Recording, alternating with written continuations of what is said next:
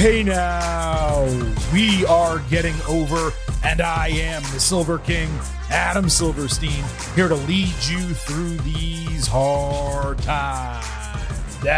With the latest WWE edition of your favorite professional wrestling podcast. That's right, Getting Over is back once again, and guess what? Finally, it's a normal week. We're here to talk all things WWE coming out of Monday Night Raw and Friday Night SmackDown. Vintage Chris Vanini will be along for the ride momentarily. Before we get to him, allow the Silver King to quickly remind you to subscribe to us on YouTube at Getting Overcast. You get full-length audio on YouTube, also full videos and clips of interviews that we host right here on the Getting Over Wrestling podcast. And don't forget to follow us on social media at Getting Overcast on Twitter, at Getting Over on Blue Sky. You get episode drops, news, analysis, highlights, all of that good stuff. You can also send in questions and comments for the show. And guess what? We actually read them on the program. So hit us up on social media at Getting Overcast on Twitter, at Getting Over on Blue Sky. Vintage, welcome to the show. Excited to kind of get right into it.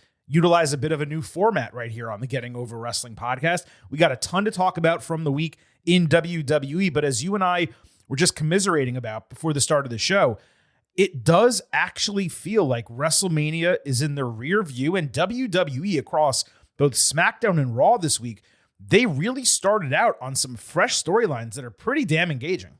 Yeah, it feels like there's positive momentum again. I feel like the last couple of years that's been mixed coming out of Mania, maybe because Mania was often the end of the story and we got the feeling that this Mania was going to be the beginning.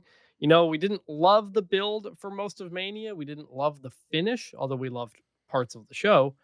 But now that's like, it's done now. Right. And now we're moving forward into new things, fresh things. And it was a solid week and a half of television. It was. And you mean the main event of night 2 specifically, because main event of night 1, we had very few issues with whatsoever.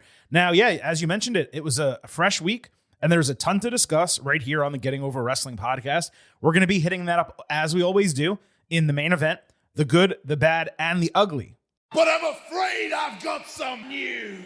We do have a few topics to hit off the top right here. Rey Mysterio announced Monday he is undergoing surgery with Dr. James Andrews in Birmingham, Alabama. No better place to do it, frankly. Following his adductor injury on the SmackDown before WrestleMania. Those are basically thigh muscles, but if it's significant enough, which it seems like it will be, plus given his age, he's going to miss the entire summer, probably get cleared October, November, which means his return could be late fall, winter, could even be held until the Royal Rumble, given the way WWE operates sometimes. When people are about to come back in November and December and they know the Royal Rumble is coming up, a lot of times they just save the return for that match. Obviously a shitty situation for Rey. I'm concerned, Chris, about what this means for Dragon Lee and the LWO. In theory, this should platform Dragon to fill in whatever Rey would have done, but he just doesn't have that star power to carry a program right now. And we didn't see them on Raw this Monday, which would have been the natural continuance with El Grande Americano. Now, maybe Americano lasts longer than initially planned based on everything that happened here and the fact that he got over significantly. But nevertheless, Rey getting injured, a blow individually for the storyline, and I have my fingers crossed that it doesn't mean for Dragon Lee and LWO as well. Yeah, I mean, and so unfortunate too. Like literally just getting pulled out of the ring is what, you know, it's not like a move went wrong or something like that. Really kind of just a fluky thing.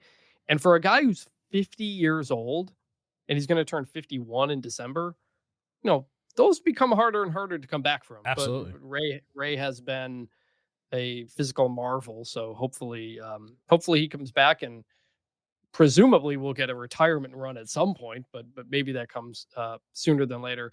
With LWO, you know, honestly, I keep kind of forgetting that they exist. The good news for El Grande Americano is that one, it's over. It's doing well. And two, there's a lot of luchadors on the roster right now. There are, so yeah. So it's not like he, you know, had one thing going and now you have to change the story. There's a lot he can do, and I think they'll be able to do that. There is. I'm just thinking, you know, you gotta at some point go with Dragon Lee, and stepping in for Rey, who got injured by American Made, is like the way to do that. And they didn't do it Monday night. We'll talk about what they did later. it's just like, when are you going to pull the trigger with this guy? You know, I don't think they're pulling the trigger on Dragon Lee, and the fact that Ray Fenix is now there, like, it's just, I think, well, he's on the other for brand Dragon at Lee. least, you know. He is, and Fenix got the WrestleMania match and lost, so you kind of whatever. But we may have a draft coming up or something, right? So there may be some things to move. Yeah, it's a little odd they haven't already announced that. I'm actually glad that they realized trying to shove it in immediately after WrestleMania just to go alongside the NFL draft and try to get some juice off of that. I'm glad they realized that was the wrong decision. It seems pretty clear like they're not even going to announce that until after Backlash is over. That's a huge positive. At the same time, they got to even up some of these brands right now because, I mean, if you just look at the women's division over on Raw, especially what it looks like now coming out of the last 2 weeks, compare that to SmackDown. I mean, they got to move some people around. There's no question. Yes. All right. Bayley, during a interview with Chris Van Vliet, made some waves by saying she doesn't feel like she's at the same level of the other 4 horsewomen and feels a level of disrespect not being pushed front and center like others, not being on posters and such. She didn't use that word disrespect, but that was the connotation. And this came just as she was bounced off the WrestleMania card, you'll remember. Bayley said she has a great relationship with Paul Levesque, still occasionally feels levels of frustration not being featured like some of her peers. I thought this was an extremely honest and fair statement from her, like what she said here. Personally, I felt it got a little bit blown out of proportion. Most people feel underappreciated or undervalued at work to a degree. Being left off Mania 1 year after winning the Royal Rumble and the title, that was extremely odd booking. I mean, we discussed that ad nauseum here, especially given there were so many other options for her. If you didn't want her at Mania, she could have been involved in a simultaneous storyline with Roxanne Perez, could have been on Stand and Deliver. Just one example. But after Raw on Monday night, I thought it was pretty clear she's still heavily in WWE's plans, as we suspected. And this may have just been a bump in the road creatively. We'll talk about that later, obviously. But regarding her not being put on posters and such, to me, it's timing, and she's a victim of circumstance. It was Becky Lynch and Charlotte Flair. Then it was Ronda Rousey for a while and Sasha Banks when she was still there. And now it's Rhea Ripley and Bianca Belair and Liv Morgan and Io Sky and so on. It's just tough. Sometimes you're the 1B side to the 1As, and there's only so much space on posters because guess what? Women are getting maybe not equal billing, but close to equal billing as men these days. And you got to put the guys on there as well. So it's just kind of a tough situation that she's in. I don't necessarily, people immediately saw this interview. They're like, oh, she should just go to AEW and be with Mercedes. I mean, maybe they have a pretty loaded division there as well with a lot of younger women talent that they're pushing to the forefront. I don't necessarily think that would be a good idea for her. Sometimes I just think you're just where you are and you have to work to be the best you possibly can be. And I believe Bayley's doing that. But not everyone gets to be Becky Lynch. Not everyone gets to be Stone Cold Steve Austin. And that's just kind of the situation that she's in. Yeah, in the interview, I listened to it. It wasn't like anger or frustration. It was almost like self-doubt and questioning herself. Like, why am I not doing this? Why am I not getting this? Am I doing something wrong? It was reflective. She also, yeah. And it was, she just kind of opened up on that. And she also noted this, the interview was right before she got pulled off of Mania. Cause she says in the interview, like, and there's something else. So I can't really get into it. And so she knew already, but it didn't happen on She knew it was coming. Right. She also said she has a year and a half left on her contract. So if she were to leave, it wouldn't be for a while. She's a Hall of Famer. She's a first ballot Hall of Famer. She's a Grand Slam champion. She's done everything. But she just hasn't been at the level of Becky or Charlotte or some others. Because I don't know how to say it, but she hasn't been just really at that level. Yeah. Like she's at a very high level. She's not at kind of the S tier level, so to speak. She's a really good wrestler. I don't think she's like an amazing wrestler, like one of the best. She's a good promo, but not like the best promo. Right. And her character for the last couple of years has kind of been inconsistent. So, and she was working heel for a long time. And don't forget, like a lot of the women they came over, Charlotte Flair never changed her character from NXT. I mean, she was the same person. Sasha Banks was the same person, right? Bayley was a gimmick that was not sustainable, the hugger. And they had to flip her over to heel. And when you're a heel for the majority of your career, which she actually has been, if you actually think about it, you usually don't get over the same as baby faces do. Like, for all you want to say about Triple H being super over and being forefront of the division for a long time, and he was. He's the one that people talked about having a reign of terror. They didn't say that about Stone Cold Steve Austin when he had the title, and he had long title reigns as well, and he beat the shit out of a lot of people, right?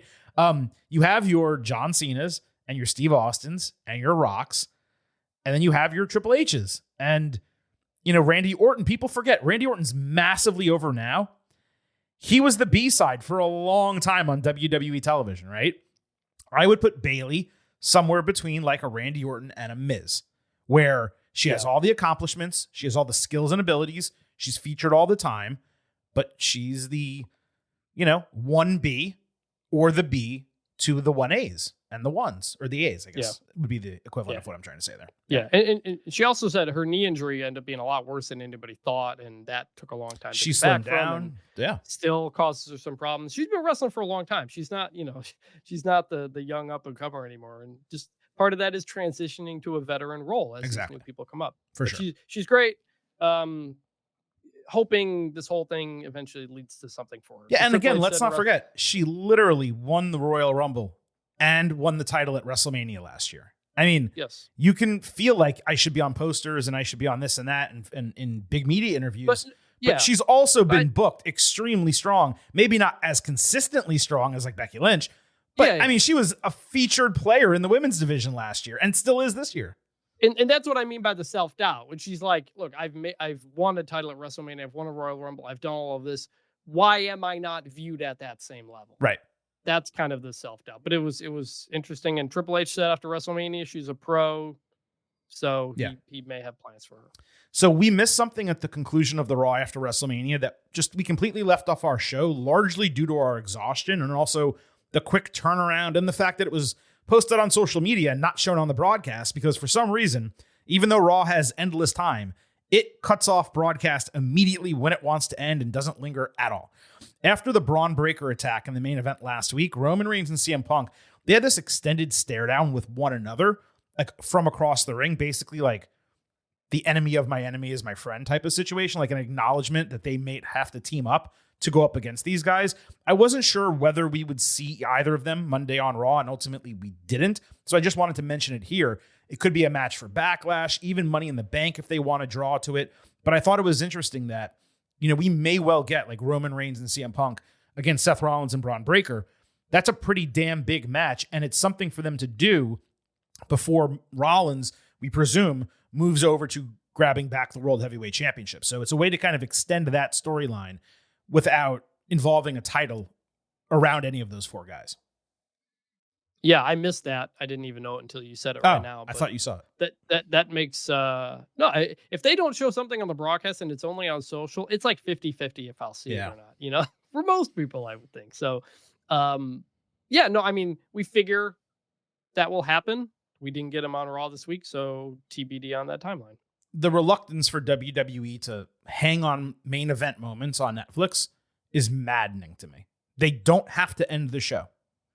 And if a crowd is singing or cheering or someone's celebrating, just let it go for a couple more minutes. Like, I don't understand it.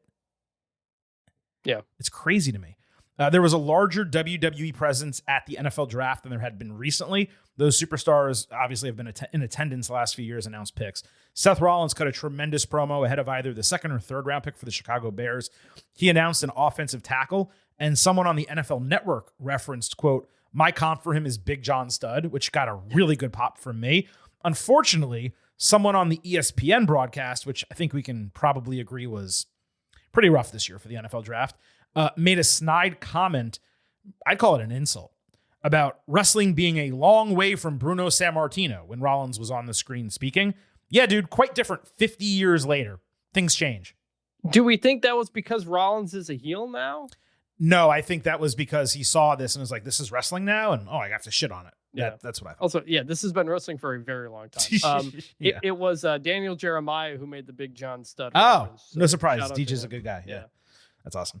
Naomi this week made it sound like this might be her last run in wrestling, at least full time, both giving considerations about possibly having kids with Jimmy Uso and just her clock ticking. This was on the Nikki and Brie Bella podcast. I get promotional emails. I usually don't read them, but this one was interesting to me.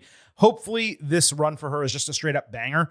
It's certainly gotten off to a great start from her return to this ongoing feud with Jade Cargill, presumably Bianca Belair, when she gets back from injury. So if this is Naomi's last run, whether it's 2 more years, 3 more years, whatever, it's off to a good start, and I really hope she makes the most of it because she has long deserved this type of featured spot in WWE. And you want to talk about someone always playing second fiddle? She's been third fiddle. Like, the way Bayley's been pushed, Naomi's been like forgotten about time and again in WWE. So it's great to see that she kind of honed her craft in TNA. She's come back now, and I love the way that she's being featured and the way the crowd's reacting to her.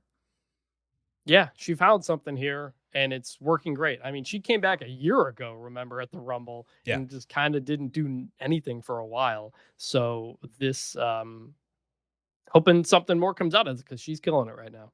So it sure felt this week, Chris, like some of the, how do I say this, smarky remnants from the WrestleMania weekend crowds in Las Vegas made their way over to the TV shows, SmackDown and Raw. I forget where SmackDown was, Fort Worth, Texas, maybe? Does that sound right? Yes. And yes, I couldn't go. Right. Unfortunately, I couldn't get to it, but yes, Fort Worth. And Raw was in Kansas City. John Cena still got cheered some, albeit less than in Vegas, which was positive. But where this was really noticeable was Raw. With the Seth Rollins and Sami Zayn segments, Paul Levesque, he has enjoyed a bit of a honeymoon period creatively when it comes to fans buying into every face and heel alignment that he feeds them. Not every booker gets to enjoy that. As such, I would actually say this is probably the first real adversity that he's faced in that regard, and it's going to be telling whether he and WWE can successfully overcome it, and if so, how they actually do it. Well, I mean, the thing with Seth, like his entrance song is a thing people sing to. Change it. They might have to. Exactly. Yeah. That's what they did that with Nakamura. Mm-hmm. Like you're gonna. I would go back to his original theme, by the way, which I actually liked better. It was way better. Yeah. Yeah, and people are gonna hum along to the song. He's leaning into the crowd. If that's the kind of heel he's gonna be, it's gonna be really hard for a face to get face heat. Essentially. And Sami Zayn, we love him, but we haven't seen him in a while. So it's kind of tough. I saw a couple of you on social media asking me, Silver King, you need to trash the crowds for this. No, I'm not going to. I criticize crowds for pretty much 2 things. A, when they're quiet, or B, when they do what chants or try to get themselves over instead of the performers. For example, I didn't love the Fireflies during the main event of Raw, even though I appreciated them, but the fans were still completely engaged in the action. They were loud throughout the entire show, even if their volume wasn't aligned with WWE's wishes of who to cheer and who to boo. That was not a bad crowd on Monday. Maybe not a great crowd, certainly not a bad one, akin to some of the worst that we have seen over the last couple of years. But I'm not going to sit here and criticize fans for being loud and enjoying a show the way they want to enjoy it. Where I will criticize them, as I mentioned, is when they're quiet and disengaged, even though the product is quality, or when they're doing what chants, which did happen Monday, to be fair, in one point, very briefly, or when they're doing things like a beach ball or doing chants about things that aren't actually happening as a means of trying to get themselves over, as opposed to the people that are in the ring. That's when I will criticize crowds. The 2 this week did not deserve that. Agree. And I wasn't at one of them, so I can't be part of the blame. And lastly, before we get into the entire show, not to relitigate everything again, but I feel like we should put a bow on this Rock drama from last week. We posted a huge update on buymeacoffee.com/gettingover, analyzing the entire situation. We'd love it if you subscribe and support us over there. And I'll let that speak for itself. But for this go around, Chris, let's share some, as you termed them in our pre-show kind of conversation, final words on the final boss. And I'm going to try not to be repetitive from what we discussed last week. I'm going to make this pretty short. What all of this boils down to for me is this. 1 year ago, we saw what Dwayne Johnson did interrupting the road to WrestleMania 40. We called him out on his clear bullshit on the Behind the Curtain documentary. Here we are a year later, and for some reason, people seem to want to believe what he said on the Pat McAfee show. It's the same guy. It's the same situation. He buried WWE in basically creative during its hottest period, mind you, as needing him to sell tickets for Elimination Chamber and for the WWE WrestleMania 41 main event. I don't know why I said the entire name of the event right there, but I just did. But for the WrestleMania main event, not being finessed to his liking. This, as he admitted to generating a storyline that he did not intend to pay off, which he didn't pay off because he no-showed WrestleMania, despite claiming he was home watching and available. And then, after starting that interview by saying, "This is the real me, no bullshit," he goes and states on social media that everything he and anyone does is a work. And by the way, this dude is also on ESPN. His own football league, the UFL, it just started its season. He didn't mention it once during that entire interview. I saw UFL fans, hundreds of them that exist, they were actually very angry about that. But this was all about Rock's ego, like it always is. You'd think what happened last year beyond wrestling would have smartened people up to the fact that a bullshitter is always a bullshitter. Plain and simple, The Rock is a bullshitter. His comment, it was something on Instagram replying to Dave LaGreca, and he's like, "The business is a work. It's always been a work." And I'm like, dude, what are you doing? Are you trying to like make all of us hate wrestling? Like, I know the gimmick is that John Cena's ruining wrestling.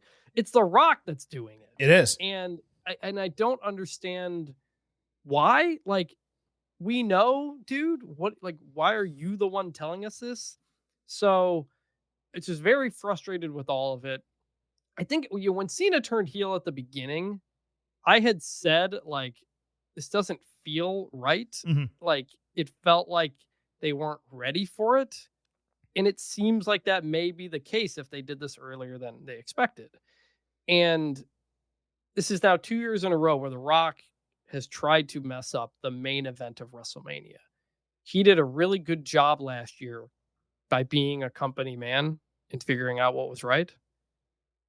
Do that or don't be around. Was he a company man, or did he realize the Backlash was going to hurt him even more than the Black Adam failing?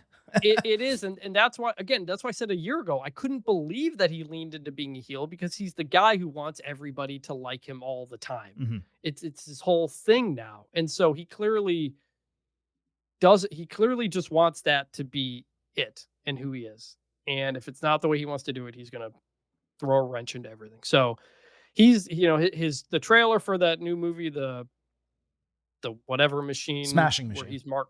Yeah, the Smashing Machine, where he's Mark Kerr. The trailer just came out on Tuesday. I watched it.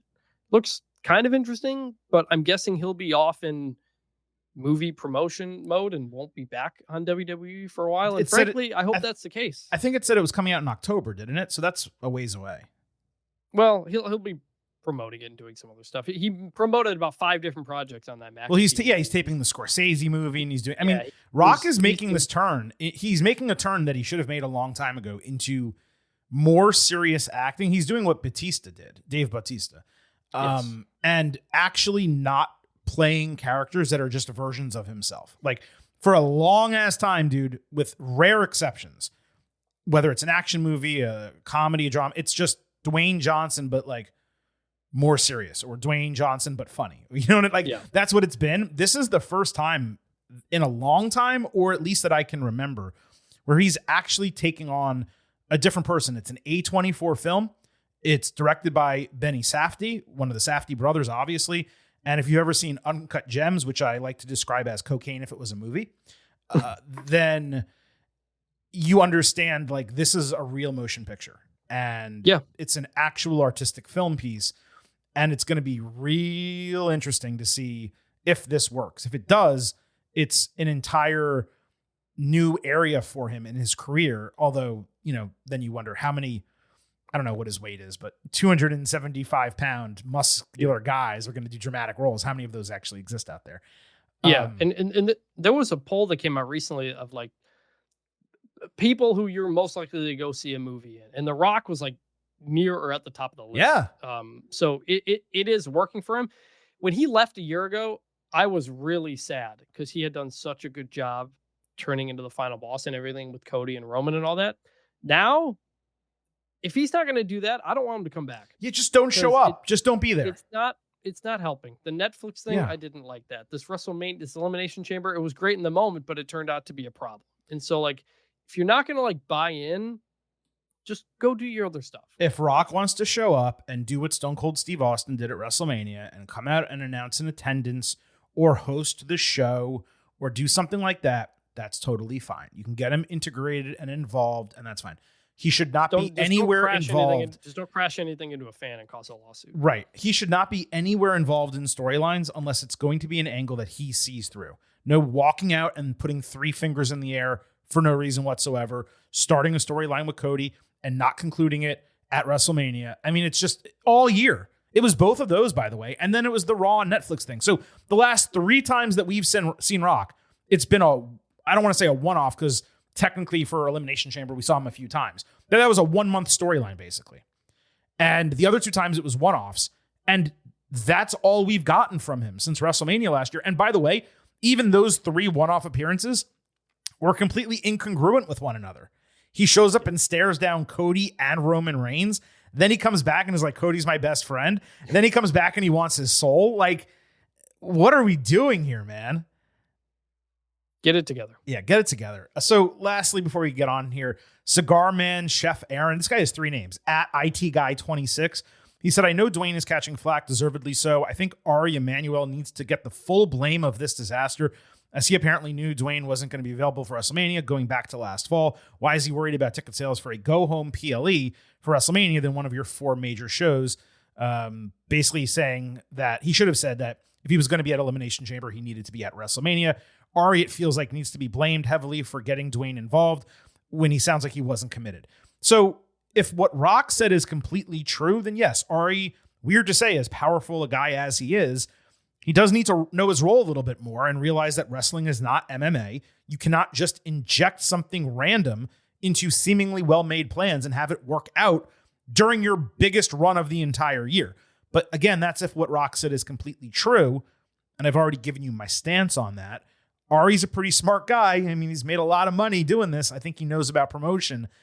Something was amiss here, and you and I have spoken about it and given our best guesses at what it might have been. At the end of the day, it did not work. It was a failure on multiple parts. We discussed Levesque's failure. We discussed Rock's multitude of failures and how he's only made it worse coming out of WrestleMania. Let's put a pin in it for all involved, and let's hope WWE and TKO and Rock and Ari and Triple H and everyone learned something from WrestleMania 41 and that WWE is better off for it moving forward. Now, Chris, we have a ton to get to. The main event, the good, the bad, and the ugly are coming up. But I need to remind everyone here on the Getting Over Wrestling podcast, I happen to love the number 5. and I hope you do as well, because for $5 a month or $50 for the entire year, you can become an official Getting Overhead. Just visit buymeacoffee.com/gettingover, sign up. You'll get bonus audio, the fastest 5 minutes in professional wrestling, instant reaction to every major show, and exclusive news analysis every week. Go and read the one we posted on The Rock and Paul Levesque, Triple H from this past weekend. Buymeacoffee.com/gettingover. Now, candidly, we try to shout all of you out weekly when you subscribe. I believe we've missed an entire month of signups.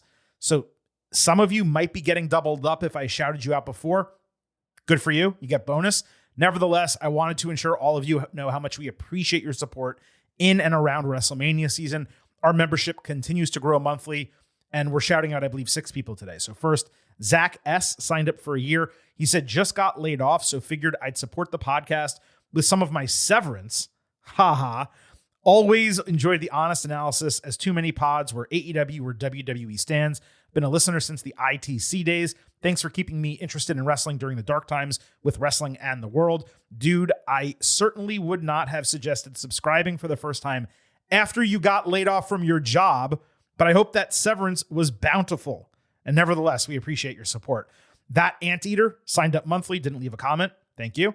Cody A. I feel like you resubscribed, but hey, we'll throw you in here. Brian J. gifted us a meat. Appreciate you. Chris D. signed up as a monthly subscriber. He says, the most well-rounded and informative wrestling podcast there is, even when I don't agree with your opinions. For example, saying Liv Morgan isn't a superstar. That's got to be Chris who said that. I would never have said. I don't remember Liv is not a that. superstar. Maybe like a year ago, but yeah, maybe a year ago you said that. But I mean, we're all about Liv. Anyway, he said, I still love hearing your stances because they're always so well laid out and explained. Thank you for both your insights, humor, the recaps of TVs and PLEs. Cheers to you both. And Michael R. I feel like you also resubscribed, but you joined up for a year. Shout out to you, playa. For all of you, Zach, That Anteater, Cody A, Brian J, Chris D, and Michael R, we acknowledge you. Acknowledge. Big acknowledgement right there. Acknowledge. Now, let's get into everything that happened across Raw and SmackDown this week. We're going to kick it off, as we always do, by sliding into the main event. This is the main event. And we have a 3-part main event for you today. We're starting with John Cena, who opened SmackDown, again forcing Mark Nash to re-announce him, which elicited more heat than the split chance he got to start the show. Cena fully stepping in front of Nash. I thought that was a really nice touch. Put all the spotlight on me. Randy Orton interrupted to a huge pop before Cena could even speak. He talked about Cena being a role model for 25 years, but there clearly being a void inside him because he isn't a father, which would make him a better human being. Cena said he wouldn't be shamed because he spent the last 25 years raising fans' children better than their parents. Then Cena went after one supposed 6-year-old who apparently flicked him off from the front row. Orton said the fans in WWE are the only reason he made it in Hollywood. Cena said he never needed the fans, Orton, or anyone. He's carried everything his entire career, including the company. Cena went on a go-nowhere rant about dysfunctional relationships again. I really need him to stop with this dysfunctional relationship shit. It's enough at this point. Orton said he refused to let Cena ruin wrestling because his family has been just as important to the industry as the Rhodes family. Cena said he would cut off Orton's world title counter at 14 and erase 3 generations of his family's success by taking the WWE title home. Orton snapped, challenged him for the strap. Cena immediately refused. I thought he refused, period, but he basically said he would let Orton challenge in St. Louis at Backlash so he can rest up and fail in front of his family with no excuses after the bell rings. Cena put Orton's eyes and hands on the title for a stomp down, but Cena missed a belt shot, and he again ate an RKO to end it. So this guy's taking a finisher at the end of pretty much every segment that he's been involved in, whether it's been Cody Rhodes or Randy Orton. Chris, this may be a controversial take, but stay with me here because this came off to me as a massive downgrade from the Raw after WrestleMania. Top of mind for me was how poor the writing remains on Fridays compared to Mondays. I'm going to go in order with everything that bothered me during this segment because there's unfortunately a lot. You have Orton referencing Cena not being a father as the reason for the void inside of him. Literally, who gives a shit? That landed so ridiculously flat. Fans were like, okay. Now, the concept wasn't poor. Orton was infusing his real-life babyface turn into his perspective on why Cena is now a heel. It's pretty smart. But if you wanted to introduce that concept, it should have started with Cena insulting the parents in the audience, saying, I've been a better father to your kids than you have been. I've been the role model, not you. Then you have Orton counter that, saying Cena not having kids of his own is the problem, why he has felt he's needed to do that for the last decade. Far more sensible to do it in that order, which is why I say the writing remains an issue on Fridays, because anyone who pauses and thinks about that would have realized that flipping it would have hit so much harder. That said, Cena tearing down the kid ringside, absolute treat. It seemed like improv, easily the best part of the entire segment on Friday, especially because Cena basically threatened to shoot the kid, which I thought was pretty funny. Either way, how parenting is the first topic of a feud between these guys, not for me. But moving beyond that, Cena's concept that Orton's clock would stop at 14 if Cena takes the WWE title home, it was not only moronic, it was straight up false. The respective 17 and 14 title reigns for each of them, they include straps other than the WWE title, namely the World Heavyweight Championship, both old and current. Yes, I know those got unified, but any new WWE title would count the same, including the current World Heavyweight Championship. Speaking of, Cena's comments, they kind of trashed that strap by proxy. I'm sure that was not his intention. He was talking about really a title that would be created in the place of the WWE Championship, but he needs to be careful walking that line given the gimmick that he's doing. And lastly, and this might be my strongest gripe with the segment, the Doomsday Clock never appeared on the Titantron, and Cena didn't bother to reference it. That was the entire crux of his Raw after WrestleMania segment, and they don't bother to follow it up or create animosity from the fans over Cena ticking it down one appearance 4 days later. The crowd ultimately responded really well to Orton. The title change was successful, but dude, this left a lot to be desired on my part. There were so many misses. I have one additional critique. I'll let you get in first. I want to hear your perspective on my 3 issues and your overall thoughts on this segment. Tell me I'm wrong if I am. So I hate starting the show off with us both being negative again after we said it was a really good weekend of SmackDown It was. and Raw, It was a really good weekend of TV. I did not love this. Okay, at least I wasn't alone. Good. I was actually fine with the comment about Cena not being a father. I thought that was kind of an actually interesting way to do it because they eventually talk about Randy Orton's family and all that kind of stuff. Randy Orton's a 3rd generation superstar. John Cena is not going to have a 2nd generation Cena at this point. True. We saw him propose to Nikki Bella at WrestleMania. It was a storyline on Total Divas, if we remember way back in the day, about Cena and kids and marriage and whatnot. So like I was okay with that line. I didn't mind. Your point about your clock stops if I retire this belt. Yes, it was complete nonsense because we have another World Heavyweight Championship on the other show, which gets back to a problem I have had for a year, which is that is not an undisputed championship. It's just not. There are 2 world championships in WWE. So that's not Cena's fault. It's the WWE. When Cody lost it, they should have dropped undisputed from the title name. Correct. Yeah, I don't understand why they're still going with that. But I do like that Cena twice now, his stuff with Mark Nash and the statement, I read that as Cena's trying to get the new announcer over and familiar with the fans, which I think is a very smart and nice thing to do. So we can kind of understand who he is and what he's doing here. And then your third point was the clock. Yeah, where was that? That was like the best part of the promo on Monday. So that should be the whole, that's the story of the John Cena heel turn right now, is the counting down of the clock. Like, so, should he not have Mark Nash announce him, right? Then turn to the Titantron, point at it, and it ticks down 1? Yeah. That's all he had to do. First of all, it wasn't even on the Tron. It should at a minimum be there so the camera catches it and you're reminded, oh, wow, the time is ticking down, even if it's not part of the segment. But he should probably look over, point to it, it ticks down 1, the fans boo. And then you move on. You know what I mean? Like, it's so easy. They introduced that as a critical part of his storyline. And then 4 days later, they don't even put it on the screen. Yes. So that's my thought on your 3 points. My overall problem, though, is that these guys have so much history together and they barely referenced it. And we only have a couple of weeks of this.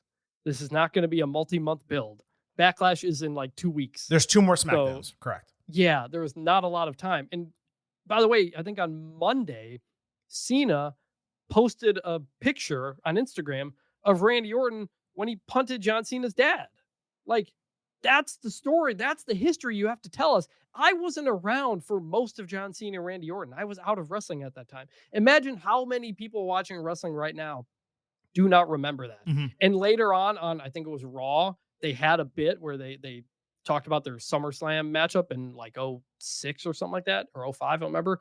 I didn't know. You have to tell us their history because they have an incredible history. And this just felt like 2 guys like acting around each other instead of talking about each other directly in their history. And I really want to go into that because they have an incredible story. Tell us that story. No, man, I'm completely with you on that. And look, there's 2 more SmackDowns, so there's time to get into it, and they can certainly do a lot of heavy lifting when it comes to a video package. I believe Cena is only going to be on one of these 2 SmackDowns. I don't know which one, but I would presume a video package carries the one that he's not on, which is fine. You know, if he's on 3 or 4 shows before a PLE, that's totally okay. So you remember when they unified the belts back in 2014 at TLC, Orton versus Cena? This was like right after I'd gotten back into wrestling. And that promo got kind of hijacked by the fans cheering for Daniel Bryan. Right. But that was an incredible back and forth promo segment where Cena talked about Orton and all the times that Orton had been given everything and failed. And like, there's so much these guys can do and have done with each other. That's what I want. I don't want toxic relationship stuff again. Yeah. I don't understand why he is leaning so hard into that. It was difficult. The dysfunctional relationship stuff was difficult on the road to WrestleMania, but it's like, okay, he's establishing the heel character and that's part of it. Fine. But you have the title now. We know you don't like the fans. Now you just need to be a heel. And that was the chaser that I had to my issues with this segment. It's the heel voice Cena that he continues to put on. It straight up sucks. He needs to actively be a bad guy, not try to act like one. Yep. I just wish James Gunn could come consult and get the most out of Cena here as a director, because he was at his best in Peacemaker, right?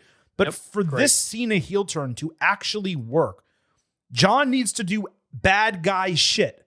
The way he won the title, yeah, that was bad guy shit. Sure. But it's got to continue. Take out Orton's knee next week. Disrespect some big-time baby faces. Treat producers and backstage people like they're peons. Maybe give Cena a champion's locker room like Roman Reigns had, so he can be all Hollywood backstage and demand shit from people. I had a note down that the only way we have seen Cena presented on television since he returned has been in the middle of the ring cutting a promo. And at the end of SmackDown, R-Truth stopped and startled Cena in the parking lot. He said he was glad John won the title. He's been rooting for him from the beginning, and he would be there if he called him. Then he told Jimmy Uso that Cena's not whack. There's two sides to the story. Cena dismissed him in the moment, which was good, and he walked off. What I'd have liked to have seen was Cena take him and slam his head into a truck and just murder him, right? Now, maybe that will happen soon, because maybe this is just the first time Truth's going to talk to him, and he'll catch Cena on the wrong day, and Cena will just eviscerate him. But as of now, Cena going, I don't have time for you, and walking away, like, I understand he wants to be higher than them, but if you want us to boo this guy, if you want John Cena to be a heel and not just a cool heel that you're kind of happy is still on your screen, he has to be contemptible. And right now, he's not contemptible. Frankly, he's goofy, like a caricature of what a John Cena heel turn would be. Cena needs to be a piece of garbage, and if you successfully make him that, suddenly this will play a lot better. And it's not hard. Like I said, I wrote in my notes too, how do you not have Cena attack R-Truth? We know the whole gimmick, R-Truth. He does the 5-knuckle shuffle. He did the tag team with the invisible John Cena. Like, it's very much a thing. Now, if they come back to it, okay. But John Cena's got limited dates. We don't know how many times he's going to ever interact with R-Truth again. Right. You know, like, do the bad guy thing. And like, even with the promo, see, it'd be so easy for Randy Orton to be like, you know what? I squandered a lot of opportunities. I could be a 17-time champ if I had put my focus, but then I had kids and now I'm focused and I'm a good man and a good father, unlike you. And this is what I'm going to do. And then Cena responds with, no, you blew it and you're going to blow it for your kids, just like you blew it as a wrestler and not reach your potential. Like, get into the shit and talk trash to him, you know, instead of like this other stuff. It's like, it's all there. Just like, take that little extra step, and it's fantastic. Guys like Truth are exactly who Cena needs to get over as a heel. And you have to utilize as many of those people as possible. Just destroy some fan favorites. They're not going to continue cheering you. They're just not. And WWE, it was a perfect opportunity with Truth.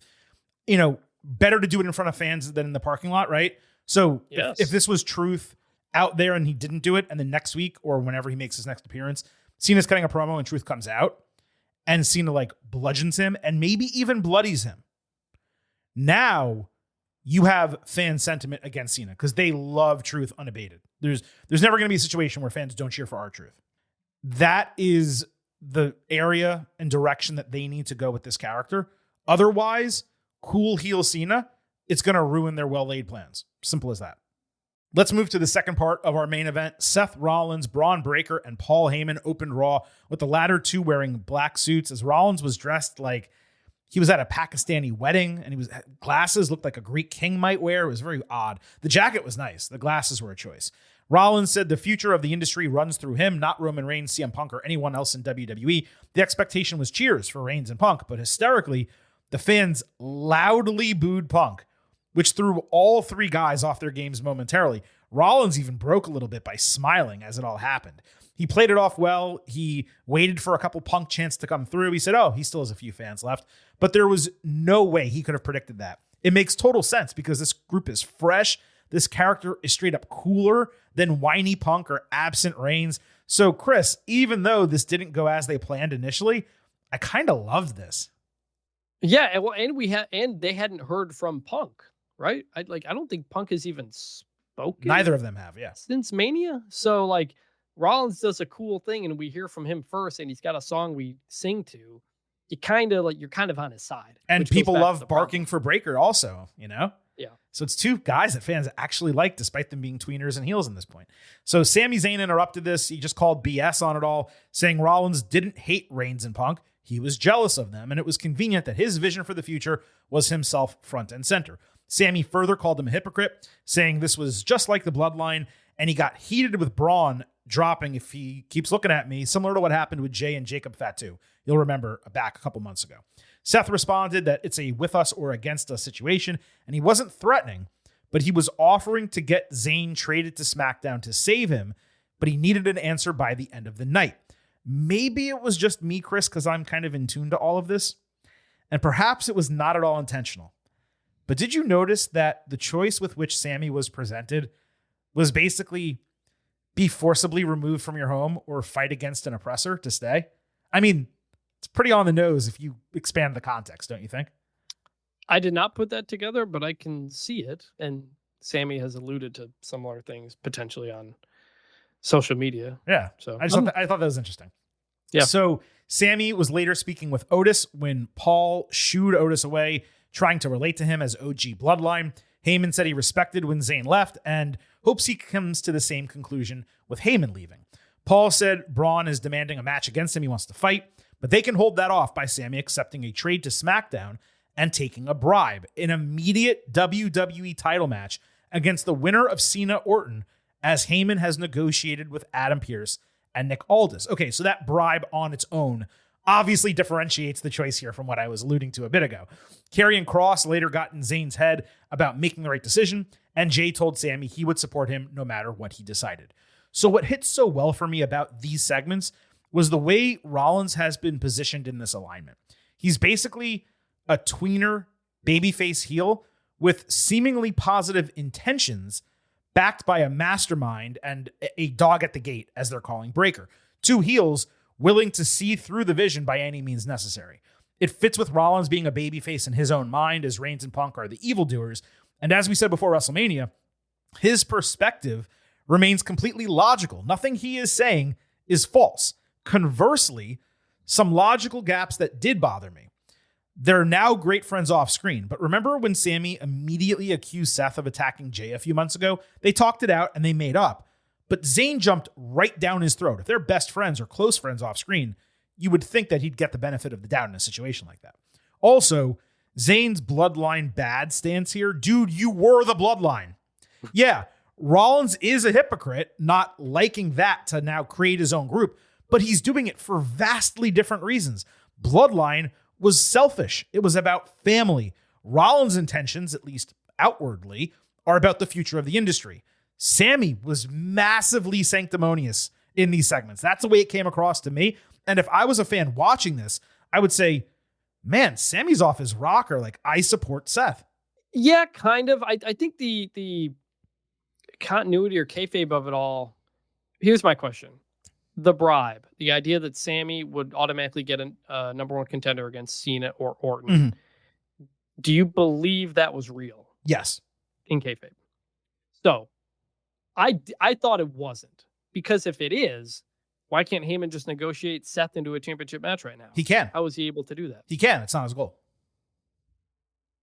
Okay. Well, I took it as it's a fake bribe, which I think actually kind of makes it more heelish. It ultimately doesn't matter, but that my first reaction was, why is Seth not immediately going on to face Jay or whoever? Yeah, it's not his immediate focus, and also you don't know the way that promo would have gone if Sami didn't come out.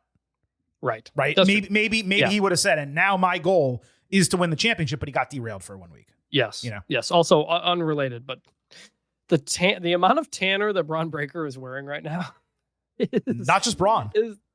Well, and Paul Heyman too. Yeah. It's a lot, and maybe that's the point. So I want to make one point on that real quick, and I'll let you get back in. So I don't know. I've never tanned like that, and I'm assuming you haven't either. Fair to say? No.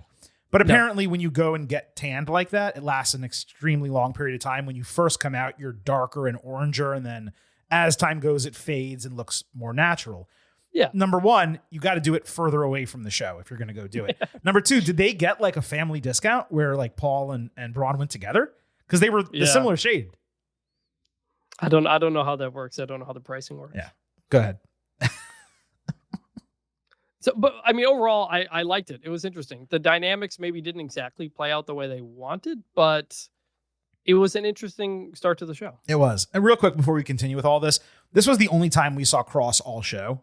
This guy got a really nice pop at WrestleMania and the Raw after WrestleMania, both without being on television. He had a match with Styles, and now he's back to 10-second pop-ins. Like, I know not everyone can make it on every week. This seemed like a huge missed opportunity on a show that, again, it can be whatever length WWE wants. It ended right at 10:30. It doesn't make sense to not throw in 3 extra minutes to do something meaningful with Cross. Air a clip of his promo from last week. Anything. He got 10 seconds on a 2.5-hour show.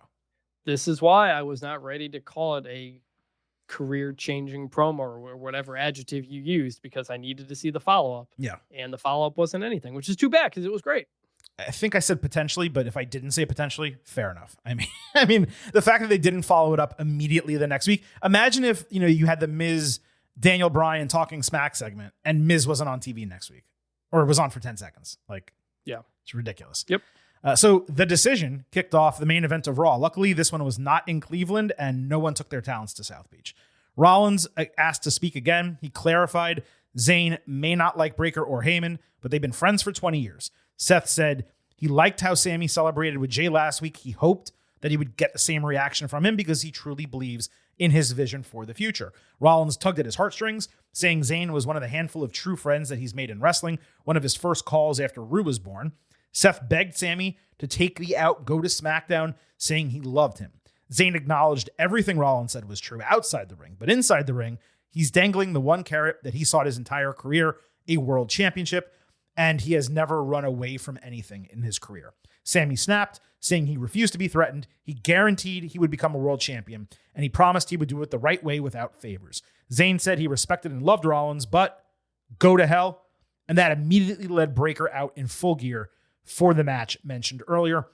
We'll circle back to that match in a second. I got to tell you, in a realistic setting, Zayn should have taken the damn offer. Main event scene is far weaker on SmackDown. Cena is primed to get beaten by a younger, passionate, motivated dude. I mean, they could have held that match at Crown Jewel or whatever this year. That would be huge. Working Fridays, you get your whole weekend instead of Sunday being a travel day. And you don't have to be disloyal to your friend on top of it. It seemed to me like a win-win-win. In kayfabe, this was obviously fitting with Sami's character, who never backs down, never takes the easy way out. Zayn's promo was actually more successful here than that of Rollins, but I appreciated the realistic turn with the storyline. It added some reality to this work, right? Perhaps most importantly, this appeared to truly kick off Sami's world title storyline. Whether that ends this year, whether it ends in 2 years, it should probably be either a WrestleMania moment or a main event in Montreal. But this, to me, was the official beginning of Zayn's true focus, his journey toward the World Heavyweight Championship, or a World Heavyweight Championship in WWE. And I thought it was immensely successful from both of them. Back and forth here, and really the entirety of the storytelling throughout Raw. Yeah, that was my takeaway from this as well, that Sami Zayn is going to get that world championship. And it might happen against Seth Rollins, and it might happen like a year from now at WrestleMania. To have him go out there and say, I will be a world champion at this stage in his career, that's not being said without purpose. No, he will win a championship now. There's no question about it. Which is still kind of wild that he hasn't, after Jey Uso just comes up and gets it.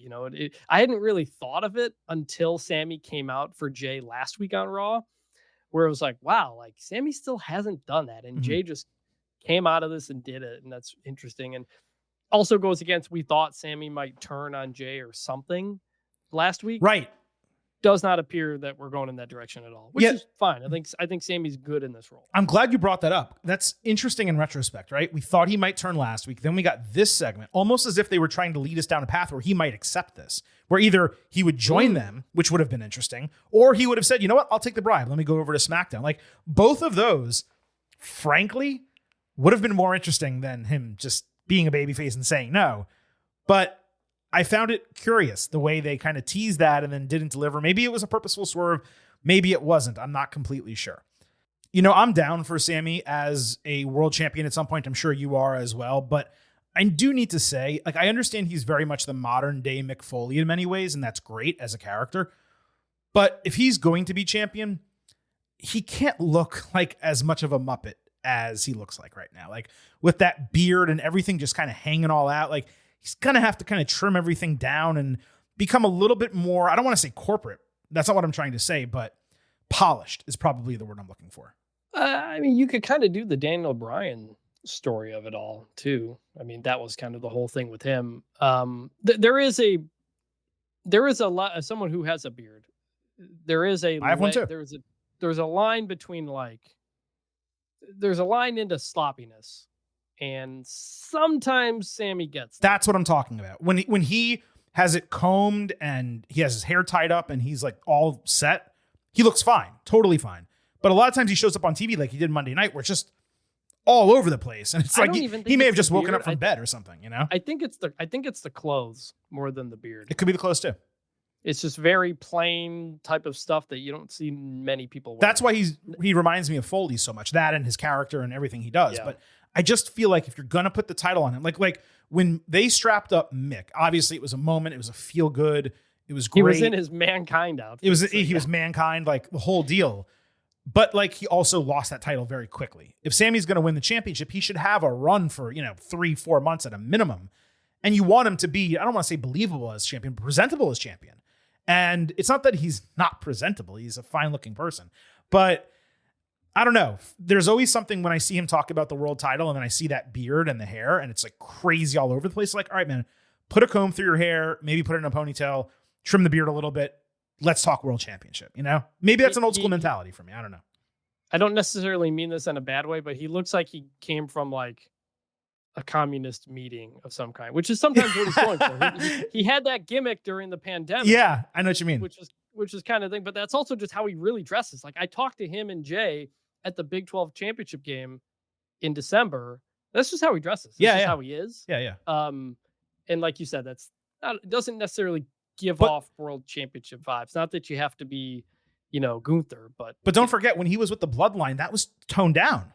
It's gotten more unkempt now that he's a babyface again. So I'm just saying go back to what he was in Bloodline. That's all I'm really saying. Just a little bit tighter all across.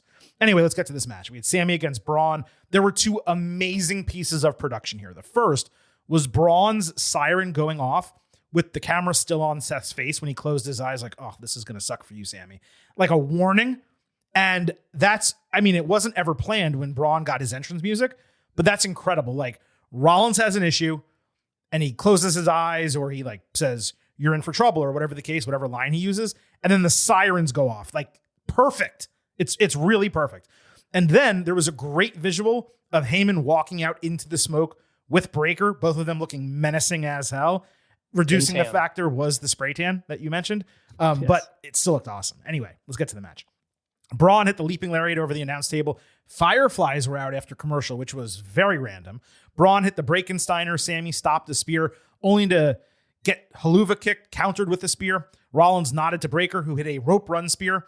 Rollins told Zayn that he could still take the deal. Sammy again told him to go to hell. So Braun hit a double rope run spear. Sammy rolled outside right at Seth's feet, basically looking pathetic. Rollins had a choice, obviously. He could just end the match right there, let the officials take care of Sammy and move on. Instead, he did the throat slit gesture to Breaker, who ran the entire way around the ring for a liftoff spear. The referee calling the match, presumably via knockout. Rollins backed him into the corner for a talking to Breaker. He turned around then, hit a stomp on Zayn. And in between, Seth said some people deserve respect, others make their bed and have to lie in it. Sammy, of course, being the latter. The only real problem with this group is that fans love it. Rollins got serenaded all show, and Breaker got cheered wildly, destroying Zayn. This after they basically got cheered over Punk and Reigns earlier. The fans still love Sammy, and they cheered for him frequently during this match and during their segments. But they are unabated in their passion for Seth right now.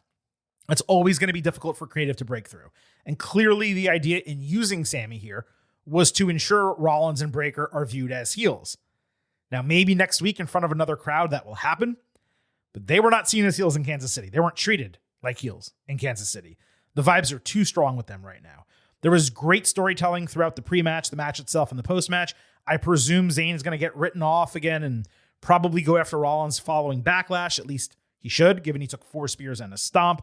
But overall, top to bottom, this was an immensely successful show-long story. I loved what they did. The crowd reaction is the only thing where we're just going to have to see how this turns out because, again, Seth's motivation is positive and fans love him and they love Braun. And to get them booed, similar to the Cena situation, a little different, but similar, it's going to be difficult.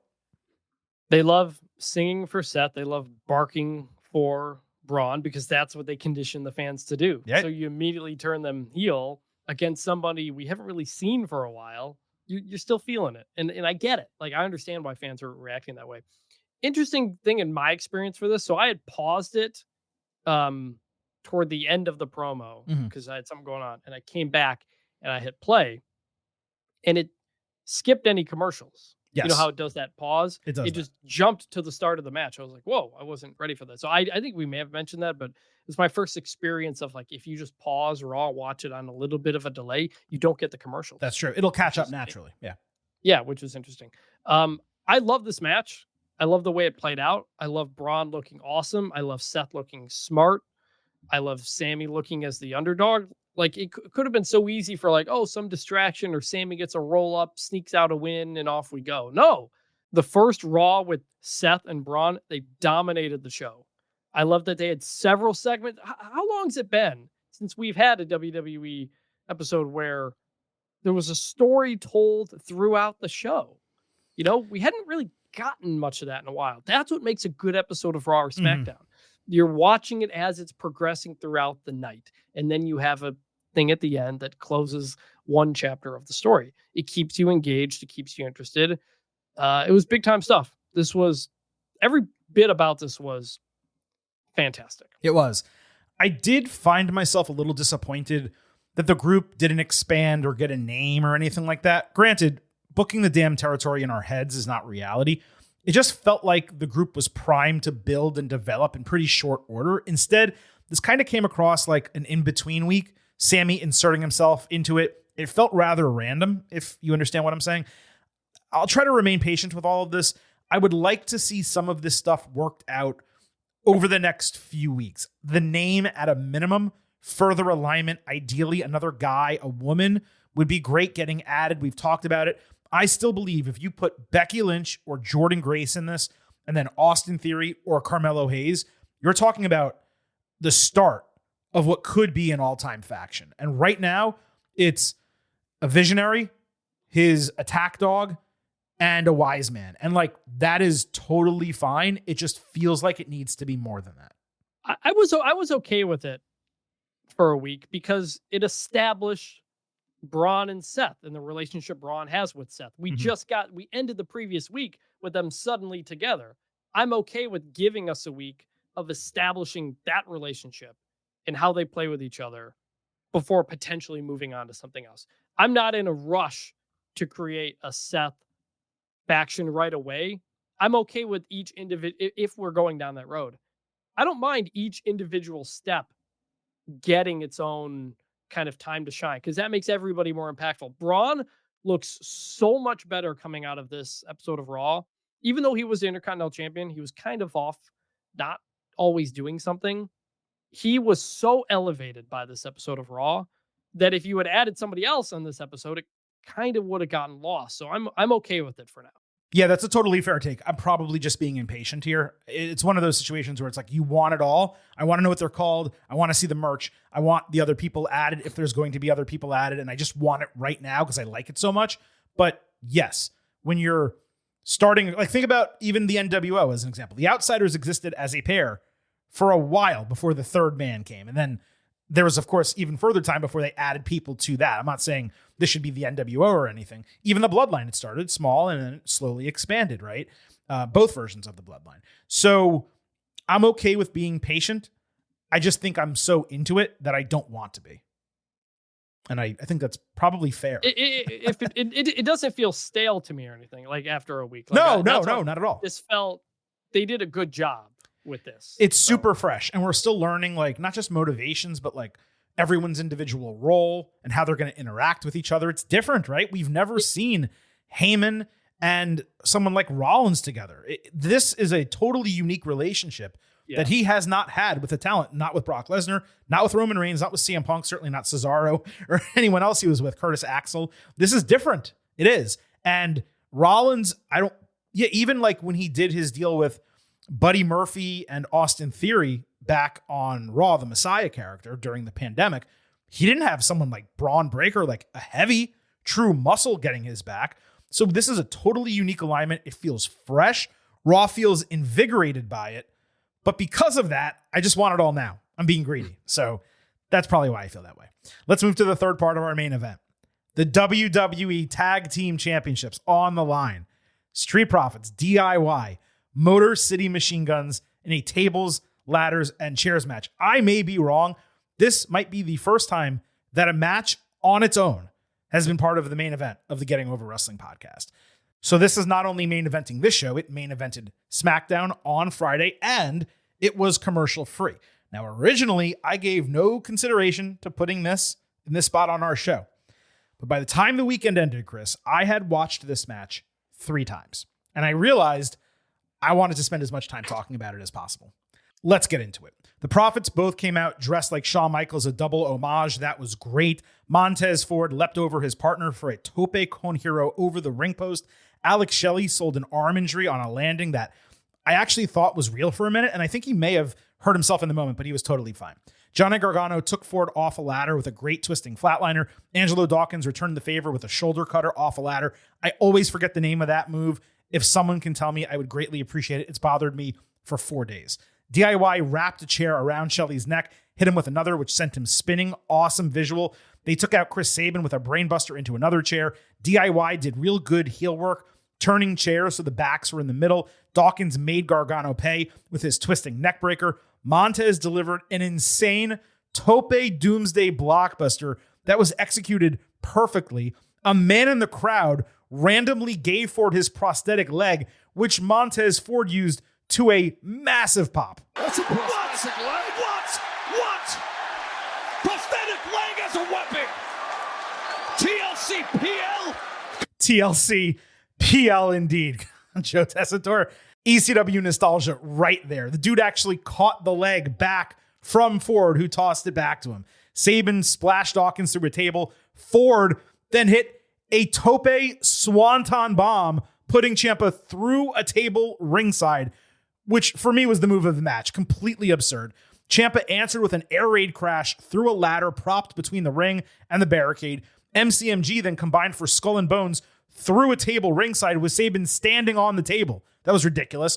Ciampa got caught hanging midair on the belt clip, so DIY, they hit him with chairs, and they put a table underneath him so Dawkins atop a ladder could spear him out of midair. Not the cleanest fall, not quite edge murking Jeff Hardy. Nevertheless, a spectacle. Montez springboarded himself from the top rope onto the ladder, looking as if he would win. Gargano pulled him down, stuck his body between the lower rungs. Ford then incredibly climbed the interior of the ladder while Gargano and Shelley were already on it. He knocked both of them off, grabbed the hook eventually, and retained the WWE Tag Team Championships for the Street Profits. This was a mother effer of a match and a tremendous TV main event. Probably the second best or best TV match of the year for any brand and any company. Ford was incredible. It was his best performance since 2023 Elimination Chamber, and it may have been better than that. What should be a career-making night for him. I legitimately believe this was the best TLC match since the first 2. I cannot recall a better one recently. The crowd was wild for the Profits winning. They even did their new dance along with them during an extended celebration, which was probably due to the match, running short. It played so well live and at home. We have discussed for a while how DIY and MCMG have struggled to get over on the main roster. I don't know if character-wise they have, but as teams, mission accomplished. They're going to be over like Rover in ring now. It was Tessitore's single best call since joining WWE by a mile. That's not to say his others were poor. It's to say this one was his magnum opus so far. Having the presence of mind to drop TLC PL on our asses. That's exactly why I told Vic Joseph that I could never do play-by-play. This was a masterclass in car crash wrestling commentary from Tess and Wade Barrett, who are probably 1-2 in the running right now, the 2025 Getting Over Awards, aka the Meaties, for Commentator of the Year. Exceptional work bell to bell, top tier presentation from entrances to the post match. I watched this live thinking, man, that was a 4.5 star match. I rewatched it thinking, man, that was a 5-star match. I then went down a rabbit hole of past TLC matches, notably the first two on Peacock. There were multiple homages in this match to those. Those were pure spot fests. Stacks of tables, taller ladders, one big pop after another. The second one featured Lita, Rhino, and Spike Dudley, who weren't even originally in the match. This one was far more heavily predicated on actual wrestling. Do you prefer Bubba Ray Dudley flying off a ladder through 4 stacked tables? Or do you prefer Montez Ford somehow, someway, hitting a tope swanton bomb through a table? One is visually spectacular. The other is athletically spectacular and simply crazy. Watching the first two back, both were insane but had flaws. Watching this, less insane, fewer flaws. Probably a top 3 SmackDown match ever. Definitely a top 3 TLC ever. It's an A+. Numerical grade, I gotta say 5 stars. I could be persuaded otherwise. Chris, this match was incredible. 5-star match. Boom. There it is. It was the match that showed that these were the guys who should have been on WrestleMania, just like we all thought. This was the story. These were the teams. This was the match. Mm-hmm. Instead of giving us Clash of Clans, New Day, War Raiders. Nothing against those teams who are great. Mm-hmm. But we said going into Mania, why is this not on Mania and that one is? It didn't make any sense. You could have thrown the Clash of Clans intro into this if you wanted to. By the way, Clash of Clans was promoted during this match. It was on the barricades. It was everywhere. Yeah. Yeah. So I don't know why you had to do New Day War. Maybe it was time. I don't know. But these guys deserve that spot. They didn't get it. And they went out on the SmackDown and showed that they deserved it. And that the next time that comes around, they should be in that spot. This was unbelievable for so many reasons, like you said.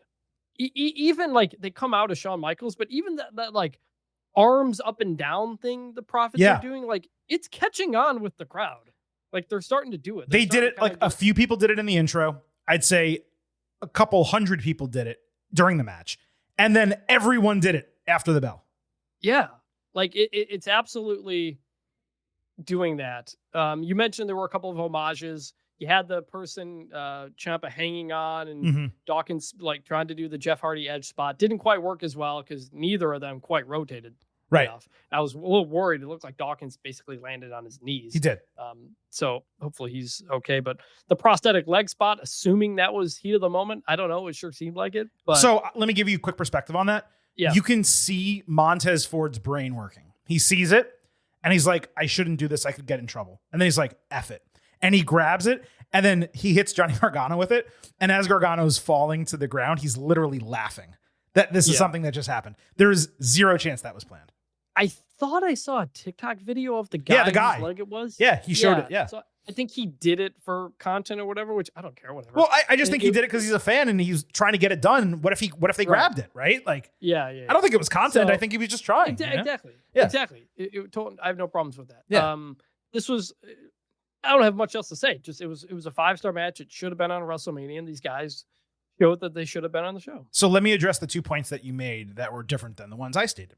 So something I appreciated when I watched back the first 2 TLCs over the weekend was how the concept was generated from the preferred weapons of the teams. Tables for the Dudleys, ladders for the Hardy Boys, chairs for Edge and Christian. And that was actually one criticism I wanted to walk back. We said 2 weeks ago that I was annoyed how Los Garza and Pretty Deadly were left out of this match. You simply cannot have a 5-team TLC. You can't. 3 teams, 6 dudes. That's the ideal number. They got that right at the end. As for TLC being left off WrestleMania and our myriad criticisms of that move, I will say this. This match, if presented exactly as it was Friday night, should have been on WrestleMania. However, the sad truth, if we are all being honest with ourselves, is that this match would never have gotten 23 minutes bell to bell, 32 minutes, including the entrances and the post-match celebration on a show like WrestleMania. And by the way, I cannot stress how refreshing it was for an explosive main event to get a full post-match with a loud celebration and a highlight package. That felt like real sports broadcasting. It was the opposite of how Raw ended last week. Cut off right at the start of Seth Rollins and Braun Breaker getting serenaded, easily could have lingered on it. But yeah, if you told me, Chris, that this match could have been lifted up and placed inside of Allegiant Stadium, it absolutely should have been on Mania. I think we all know it probably would have gone 14 minutes and been a shell of the absolute banger that we got on Friday night. So for that reason and that reason alone, at the end of the day, maybe it was the right move to not be on the show. No, I get it. I understand a lot of that, but it's not just whether it should have been on the show or not. It's what was on instead. And New Day War Raiders was just not at that level, which went to the larger issue we had with WrestleMania and the build for it. Right. This was the tag team division that had been built and that had stories and had interesting stuff going on. So it's just, again, if they weren't going to give it that kind of time, then you would have been wasting an opportunity for them to do what they did here. And it's so tough to know. No, but I know. It reminds me, and we talked about this, I think, last week. It reminds me of that Becky Lynch and Trish Stratus situation where they built that cage match and you're like, oh, it's clearly going to be on a PLE. I forgot which one specifically. Mm-hmm. And they didn't, and they put it on Raw, and it was incredible. And Triple H came out, he goes, look, it was never booked for the show. It was a possibility for the show, and we decided not to book it for the show. This one feels like it was probably booked for WrestleMania and pulled off due to time. But again, if we would have gotten like a 4-star match at WrestleMania, we would have said, oh, that was good. And, we would have forgotten about it. We wouldn't have spent however long we've spent talking about this being as incredible as it was, which is what we're doing. And it got a bigger, better platform. It maybe didn't get a bigger platform or a better platform, but it's getting more attention than it would have. Maybe, but nobody ever says, I want to have my SmackDown moment. Of course not. And those guys deserve that spotlight because of what they had done leading up to Mania. It makes me wonder. So, the first TLC was held at SummerSlam 2000, and then they rematched it at WrestleMania X7. It makes me wonder if we might see this as a rematch at a PLE, especially given the reaction to it. Could be. SummerSlam probably is a little tight to do it again, but I wouldn't be surprised if we see this again down the line. Yeah, I agree. 2 other topics quickly before we move on. First, as we saw on Friday, Ciampa has already started growing the beard back. And I'll tell you, I'm not sure he should go all the way with growing it back to the level it was at. I thought the gray stubble worked. It gave him a totally different look. I wouldn't go much longer than that. More importantly, what I wanted to say is whenever this tag team title run ends, I don't care if it lasts a year, whenever it ultimately ends, Montez Ford needs to be pushed as a big-time babyface single star. It's long past time. This should be seen as one last grand run for the Profits as a team. Go out in a blaze of glory. You don't even need to split them up. Tez is 34 years old. This match proved beyond a shadow of a doubt he is ready. It is time to strike. He should probably be a mid-card title holder at a minimum by this time next year. It's the same conversation we've had about the Street Profits for the last 5 years. So I agree. We'll see. We will see indeed. Lots of show left here on the Getting Over Wrestling podcast. Allow me to take a moment, though, to remind you that here at Getting Over, it's all about the fight. So head over to Apple Podcasts and Spotify. Leave a 5-star rating on Apple. Take a little extra time. Leave a 5-star written review. If you do, we will read it live right here on the show. And we got 2 more 5-star reviews coming out of WrestleMania weekend. The first from Hot Biz Kits. Don't let him strong arm you, Chris. Really agreed with Vanini's takes as a whole over WrestleMania. Hey, you got one. So congratulations to you. E14, 5 stars. Unmatched pro wrestling insight. Guys, you are killing it. Thank you for the great insight on the drama that is pro wrestling. I love your unapologetic and honest take on WWE. And although I may not agree with everything you say, it always gives me tons to think about. Your pod is at the top of my must-listen list. Keep it up. Also, Adam, your interview with Drew McIntyre was spot on. For those of you with short attention spans who didn't listen to or watch that half-hour interview, we will be cutting it up and posting it into clips on YouTube soon. We're also going to have, ironically enough, because we just talked about them, clips from a Street Profits interview coming up on YouTube at Getting Overcast. But more importantly here, Hot Biz Kits And E14, we acknowledge you. Acknowledge. Big acknowledgement right there. Acknowledge. Still a ton to discuss coming out of Raw and SmackDown, Chris. We're going to do it as we always do by moving into the good, the bad, and the ugly. Hey, yo. Survey says one more for the good guy. Say hello to the back. Don't sing it. Bring it. Becky Lynch hit the ring with a microphone. Noticed for the first time her hair has a lot more blonde streaks in it this go around. Unlike last week, she got appropriately booed. Lynch said there won't be a whodunit on the Bayley attack. She did it, and Bayley deserved it for attacking her for 6 straight years without an apology. Becky ranted about Bayley, crying about being a bigger star, saying she showed what a bigger star looked like at WrestleMania. Boom. Then she turned to Lyra Valkyria, sharing their past and turning the phrase to "friend of my enemy is my enemy." Lynch said she tried to ditch that bitch, meaning Bayley, so Valkyria came out saying she never brought the bad things everyone said about Becky because she was always her idol. Lyra tried to goad her into a fight. Becky dipped out of the ring saying she only fights when it matters. So Valkyria decided to put the title on the line at Backlash just to get her into the ring. Then she dropped a banger line. "I'm going to prove I'm a better person than you, and I already know I'm a better wrestler than you." Dropkick through the ropes, brawl, that left Lyra on top. She's celebrating on the stage. Becky attacks her and gets last licks. Maybe it's just me. Something about this felt fresh and even more engaging than I expected. Perhaps it's just Lynch back on my TV reminding everyone that she's the greatest female promo of all time. The through line with Bayley, it made sense, even though the partnership with Lyra was somewhat recent. I love how they weaved in that Bayley interview we spoke about earlier with this storyline. Becky is right about Bayley being shitty to her and never atoning for that. She's also right about Bayley just not being a star at the level of the other 4 horsewomen. Facts are facts. And getting into that feud, whether it's for the title or not coming out of this with Lyra, that's going to be straight up money. The crowd pissed me off a bit because it popped really big when Valkyria came out, which was great. And it cheered loudly for her at the end, which was also great. But it gave her what chance in the middle like she was a heel? A bit of that was on Lyra because she spoke with cadence. Credit to her for powering through it despite being a neophyte. She did that like a veteran. The crowd still should not be reacting to a babyface like that. But this was probably her best promo in WWE. It was certainly the most personality she's shown since joining the main roster. That's been badly needed, and it's no fault of hers. She's never been given an opportunity. Triple H hasn't let her speak. I love where this is going, and all things considered, Lyra came out of this stronger than she entered, and she came out of it with real momentum. This is why I said all that Becky Hogan shit was total bull, because the IC title is going to be massively elevated, whether Lynch wins it and Bayley wins it and Lyra wins it back, or whether Lyra just retains here. This was definitely good. By the way, coming off of the reviews you just read, I did get quite a few DMs from folks who did agree with me, and we got tweets too that you replied to. People who did agree with me on not liking the double title change for the tag team belts and kind of feeling pointless. And yeah, it kind of played off this too, because I liked everything about this.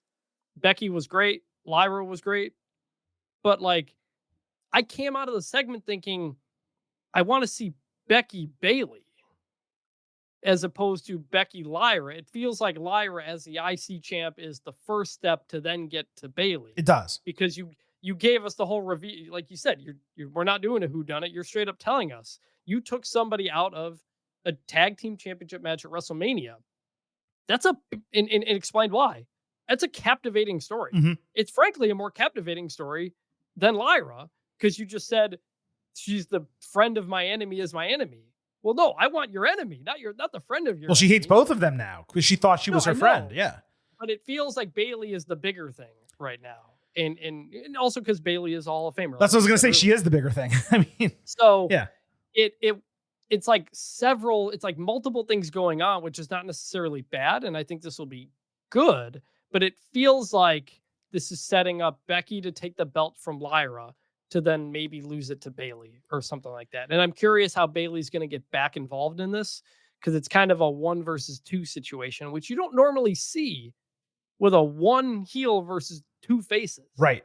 And so that's kind of a new dynamic. that also just might be what it is now. There's no telling that someone won't come and get Becky's back. It's quite possible. Yeah. They're bringing people up from NXT. There's going to be a draft, people moving shows. It's very possible this, goes into a tag team feud where Lyra and Bayley gets a team again and they go after Becky one at a time. I don't necessarily believe that, Bayley would definitely win the Intercontinental title from Becky if Becky does take it from Lyra. It's also possible that it's as simple as she's feuding with Lyra. They get their match. It elevates Lyra, puts her on a PLE. Bayley comes out, costs Becky, and then they feud for a non-title situation. And Lyra goes off and does her thing with the mid-card title. She got a rub from Becky, and now she can move on. I would actually kind of lean toward that being the booking versus putting it on Becky and then having it go to Bayley and then having Lyra win it back somehow. Like that seems like you're going to be cutting off Lyra's ankles a little bit, not her knees, her ankles. When she might, if she's able to get over Becky here, especially if she pins her at, Backlash with Bayley's help, she's off and running with that title. So I'd probably lean that way. She did that in NXT, didn't she? She beat her clean for the NXT championship. Yeah. Yeah.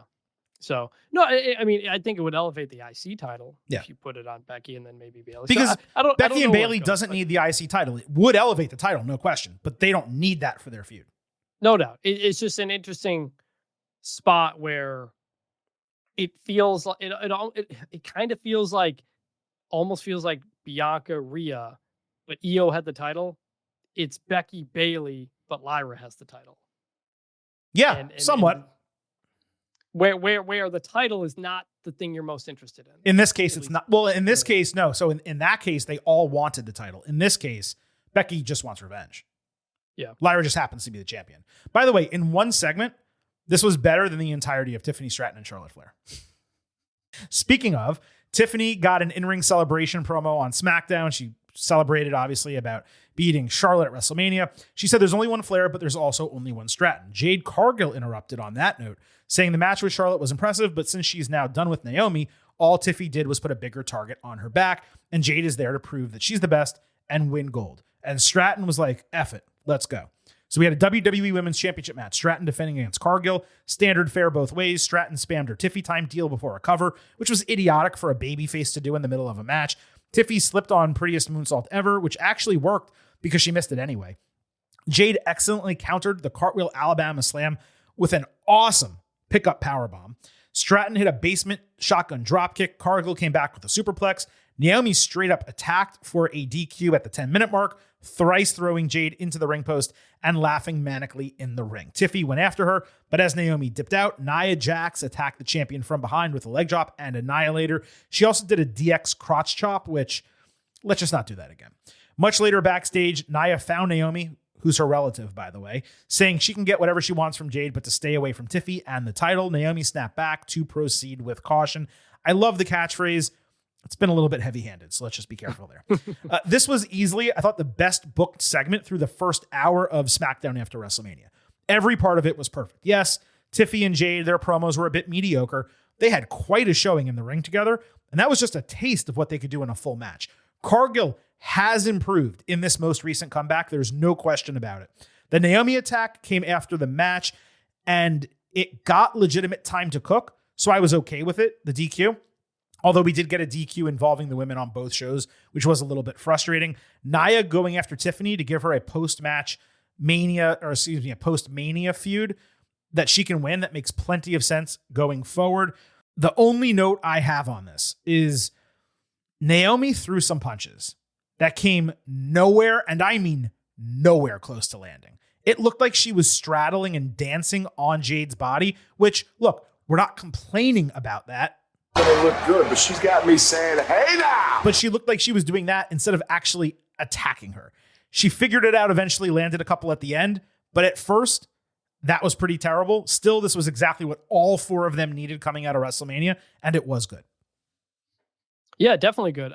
When it started, I was like, oh, Tiffy, Jade, we're going to kind of tease this or whatever. And then they're going. I'm like, oh, we're like doing this. Like Tiffany Jade is a match you think would be like a SummerSlam or a WrestleMania type thing. And I was like, oh, we're doing, and my brother texted me like, well, how long until the Naomi interference? Like he just kind of assumed that was going to happen. Mm-hmm. But the match got time. It went on, and I was into it. I was like, man, we're really doing this.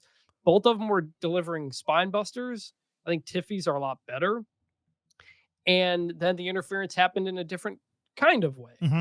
So it was like, oh, multiple kind of things going on. Because I was like, are we really going to Tiffy Jade now? And clearly we're not. And so what they did was give us a little tease, then send some people back in other directions, which is good. Yeah. It doesn't have to always be the same story every week. Now, it was, just to be clear, it was very similar to what happened on the Raw after WrestleMania with Io Sky and Stephanie Vaquer and Roxanne Perez and Julia. The difference being all four of the women had prior interactions and on that brand. And you know that they're feuding with each other and hate each other. And it was more of a continuation, whereas on Raw, it was kind of the start of something. Yes. So are we going back to Nia Tiffy? I think we are, but I'm okay with that. She never really got like a full match without interference where like she could just beat her clean. That was one of my issues going into WrestleMania. Yeah. That Stratton never got a straight up clean win over Jax. And if this is her opportunity to get that, that is hugely positive. Agree. Bianca Belair backstage showed off a bandaged hand, announcing that she broke a couple fingers in the triple threat. She said she was proud of the match, even if it didn't go her way. Belair gave Io Sky her props, but was still angry at Rhea Ripley. However, she said her focus was to get back to SmackDown full time because her home is divided and she needs to fix it. I'm okay with Bianca getting time off in general, especially with the injury, but she certainly could have factored into this feud in like a verbal role while she was healing. Obviously, no grade here. Just hope she gets back healthy. I think it's good that Bianca takes a break because she does get overexposed a lot. Mm-hmm. So injuries are almost a blessing for most people right now because it rejuices you when you come minor back. Injuries are a blessing. Yeah. And it can, well, like the Rhea, the on and off ones, that was not. That's what I'm saying. If it's a minor one like this, a couple of weeks, a month, something like that. Yeah. Then, yeah, not so much. But now that it is now kayfabe that Bianca is missing time because of broken fingers, Mm-hmm. this means that Penta and Pete Dunne should never be doing the finger breaking thing that I hate. Because I always think, well, if they have broken fingers, like, can they not wrestle? How does this keep happening? Well, So technically, now that those it are has been snapping explained- fingers, not breaking fingers. But Well, sure. I think those are doing some pretty good damage to your fingers in kayfabe. Sure. So clearly, it's enough to keep someone like Bianca Belair out. It's also interesting because, you know, it seemed like WWE did not want her going heel, even though I think you and I and a lot of people are interested in that happening. But her getting time off, a month, 6 weeks, whatever the case, she's going to get a pop when she comes back. And she'll probably be a babyface again when she comes back. And that might rectify, you know, their booking right away. Well, I mean, yes, Or the but crowd I also reaction. still like, I'd like her to be a heel, Me but too. the fact that Becky's a heel means probably not. Probably not. Unless they're going to turn like Liv babyface. I mean, they still have Rhea and Io as faces and Stratton's a face. Yeah, Kind of. it'll be interesting. There's so much talent in this division. It is Unbelievable. insane, and we're going to keep talking about it. That's how crazy it is. Rhea Ripley against Roxanne Perez, a match we got on free television on Raw. Yeah. Now, Roxy didn't get an entrance. She was referred to as an NXT superstar. She was super aggressive early, and then coming back from break, cameras were on a wide shot, totally missed a double jump springboard moonsault live, which was great. They showed a replay, but still, you got to see it live. Perez got folded in half on a nasty razor's edge, ate a huge basement boot to the face. Julia, also called an NXT superstar. She came down to distract. Roxy hit a basement hurricanrana, and then Maiko Satomura's cartwheel knee drop. I don't know what the name of that is. I got to figure that out too. Ripley countered Pop Rocks by hooking Perez's arms, flipping her over into a pump knee. Rhea then got distracted by Julia, but avoided a roll-up, hit a headbutt, only for Julia to take out Ripley's knee for a disqualification. Io Sky looked like an absolute star, saving them, only to get double-teamed and then Ripley saving her back. This match was great. The DQ was unfortunate, but expected. It sure would have been nice if Rhea just took an L and put Roxy over, even if it was a small package or something like that. But you knew going in that wasn't going to happen. Roxy sold her ass off like usual. Rhea did really well, making Perez seem legit.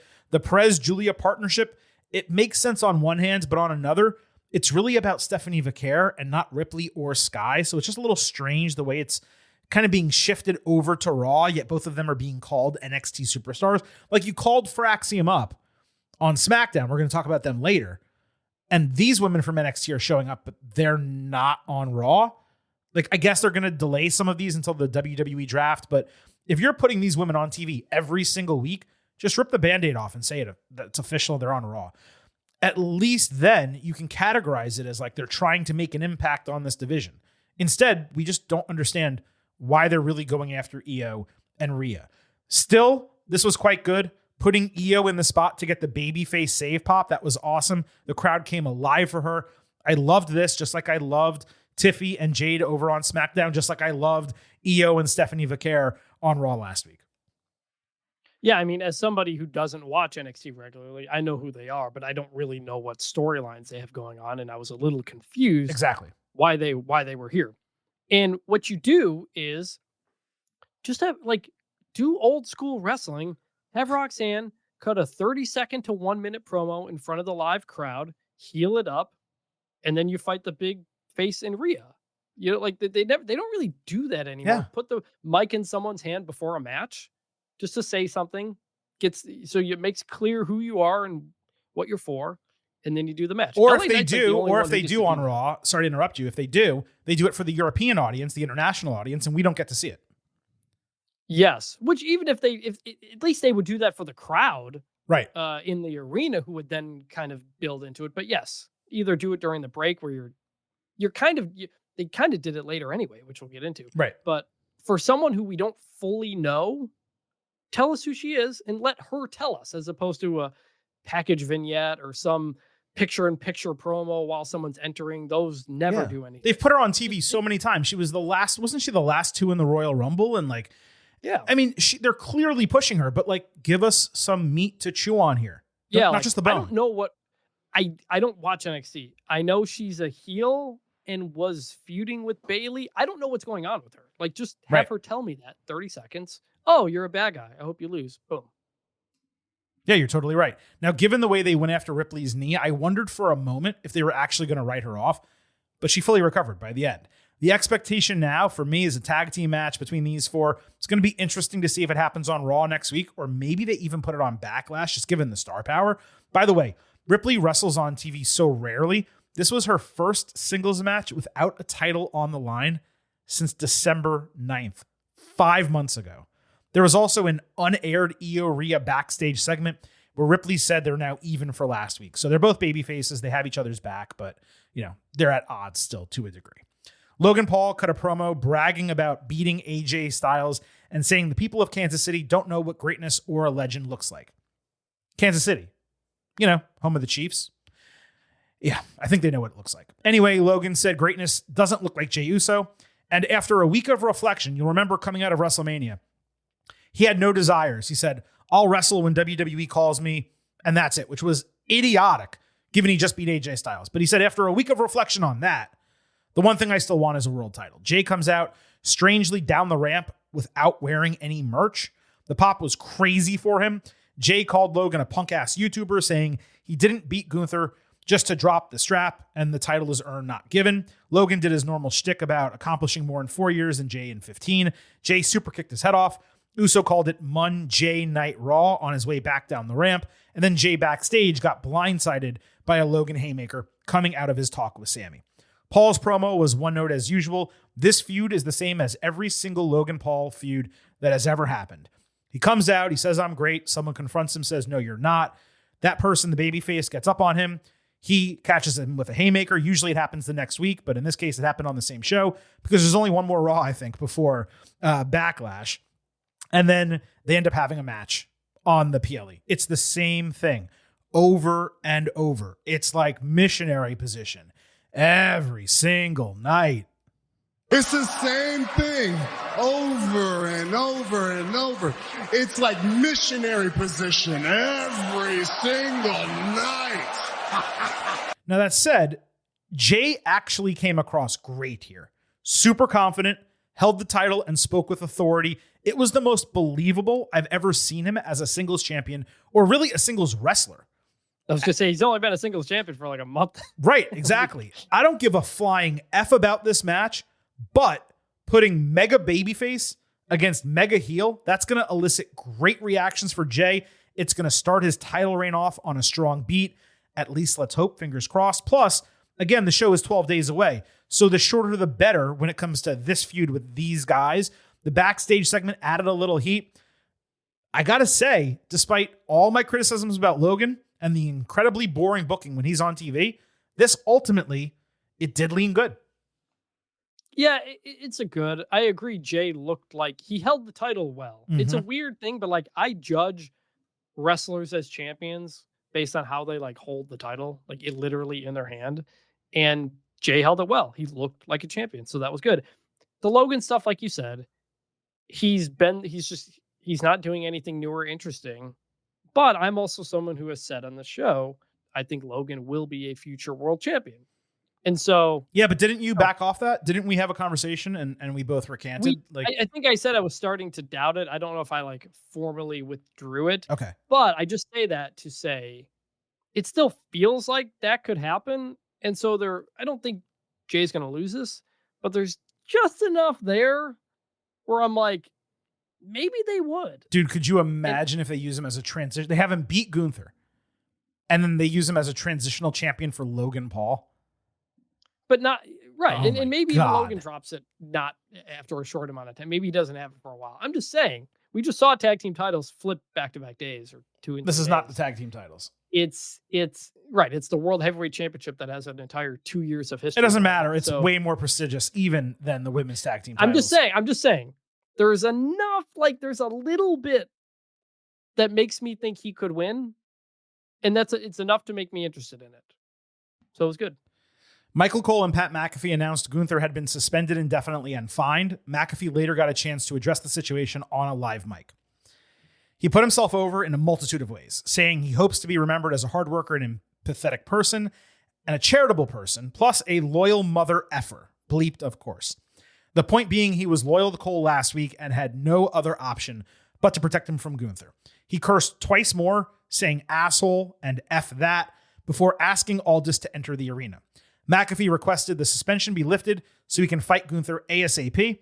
Aldis refused to lift the suspension, but he said, I will book the match at Backlash. It was easy to see this coming, obviously. Regarding McAfee's promo, he is so much better on a live mic than he is on commentary. He completely captivated the entire audience, had them on a string, ready to cheer or boo whatever he wanted. Expert level promo work. It would have been nice if he didn't self-fillet as much. It's one thing to talk about being a hard worker and empathetic and loyal. It's another to brag about being rich and donating money to all those places, especially when he's going out of his way to shout out LGBTQ, despite, openly being transphobic on his show during the Olympics less than a year ago and supporting who he supports. You don't get to pretend that you're an ally when it's convenient or that donating money makes you something when you're getting tax breaks from that. That's not how shit works, dude. That's not being an ally. But again, outside of the self-filation, a simply exceptional promo by Pat. He is so damn good on the live mic. I will say there's full-timers left and right who could use a little planned cursing to enhance their promos, but they can't say peep, and he gets the leeway to drop 2 F-bombs. I mean, come on. As far as the booking, given my growing frustrations with Pat, now you're telling me I get to see Gunther kick the shit out of him? Well, that's hugely positive.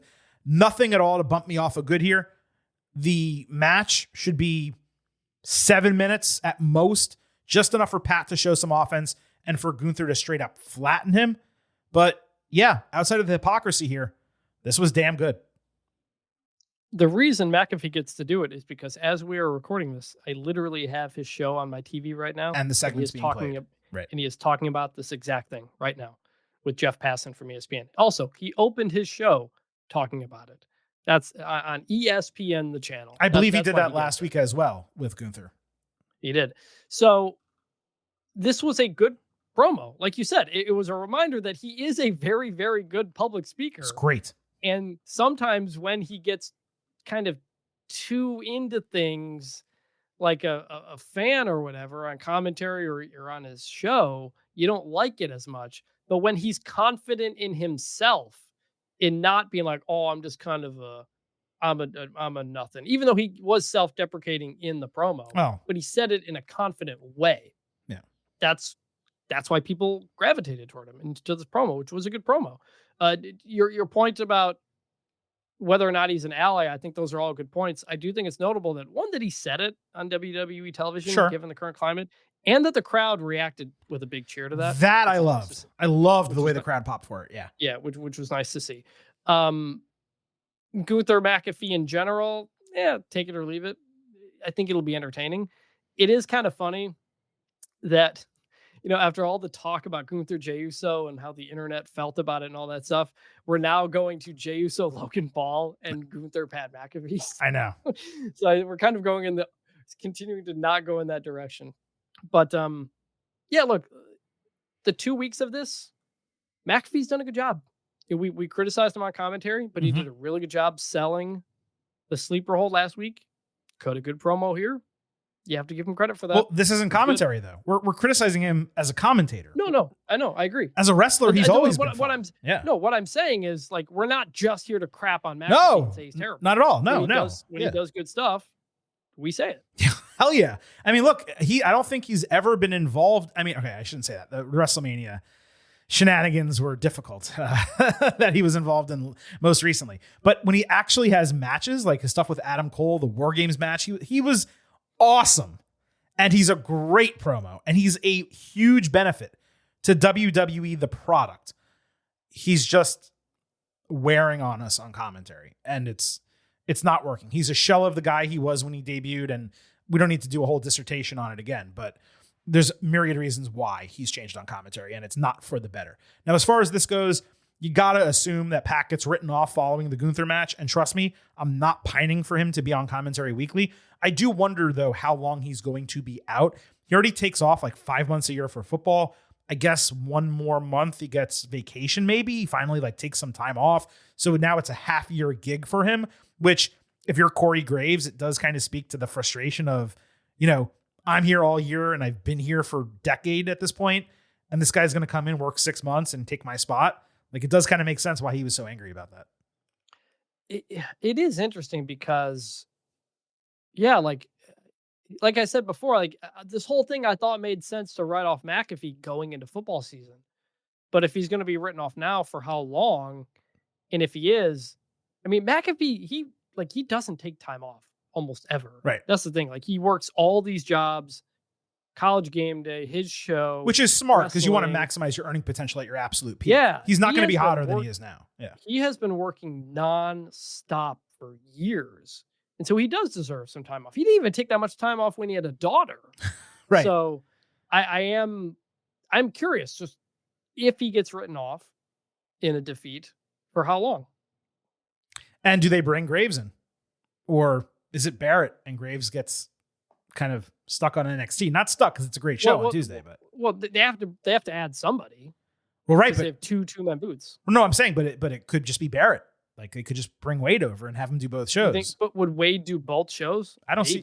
Well, I mean, I don't know him personally, but I don't see necessarily. He's filled in before, Yeah. So there was a moment. I think it was either the week after or 2 weeks after Graves sent that tweet. They needed a fill-in, and it was Barrett instead of Graves because he was in hot water, maybe suspended. We don't know the exacts of the situation there. So that's why I'm kind of curious. Are we going to see Graves after Pat takes off, presumably? So we'll keep an eye on that for sure. Jacob Fatu got an in-ring celebration segment with Solo Sikoa putting Fatu over as the future of WWE. He reminded that no one in the Anoa'i family wanted him in the ring because he was trouble and too much of a risk. But Sikoa was the reason he was there and is now a champion. That's what you do when you love your family. Jacob stole the mic. He ranted in Solo's face that he delivered the United States title for the family as promised, with or without him. Fatu said he's now America's Most Wanted and a menace to society. Some nice references there. The crowd was hot for him. LA Knight interrupted, saying he delivered the promise of hitting Fatu with a BFT, but credited him for breaking the fall and getting the win. He demanded a rematch. Drew McIntyre came out, thanked Damian Priest for letting himself get embarrassed. Then he ranted about Randy Orton jumping the line for John Cena. But since Cena is a punk anyway, he wants to fight Fatu, the baddest champion in WWE. Knight laid on the top rope like Shawn Michaels acting bored. McIntyre called his title run a joke. Knight shot back that he can't remember Drew's last run. Fair enough. Both of those got great pops. Nick Aldis stopped the aggression. He set a number one contendership for later in the show. I loved the Sikoa Fatu interaction. I somewhat wish it didn't immediately get overshadowed by Knight and McIntyre. Solo's a heel, But he spoke no lies. He did bring Jacob in when no one else would. Jacob did have all those past issues. Fatu didn't necessarily counter him, but as much as I love him in kayfabe, he is being ungrateful. All Sikoa has done to this point is platform and support him. There hasn't been a hint of a turn or anything like that. Jealousy, nothing. Knight and McIntyre were both strong on the mic as usual. I could see them doing a non-title feud after whoever became number one contender ultimately lost to Fatu. That was my thought here. This was all good. This was good. It was interesting. Jacob Fatu coming out in what I think was a backwards Raiders jersey. That said Fatu interesting and 42 on it. He has his look has really changed over the last, basically since War Games, basically when kind of the new bloodline kind of stopped being a thing. He's very much leaned into just a totally different kind of look. LA Knight, Drew McIntyre here. Remember, coming out of the Royal Rumble this year, there was the rumored heat between McIntyre and LA Knight and whether someone had to get their stuff in. And LA Knight, both of them just kind of dismissing each other and taking personal shots at each other. And it added some extra heat to all of it.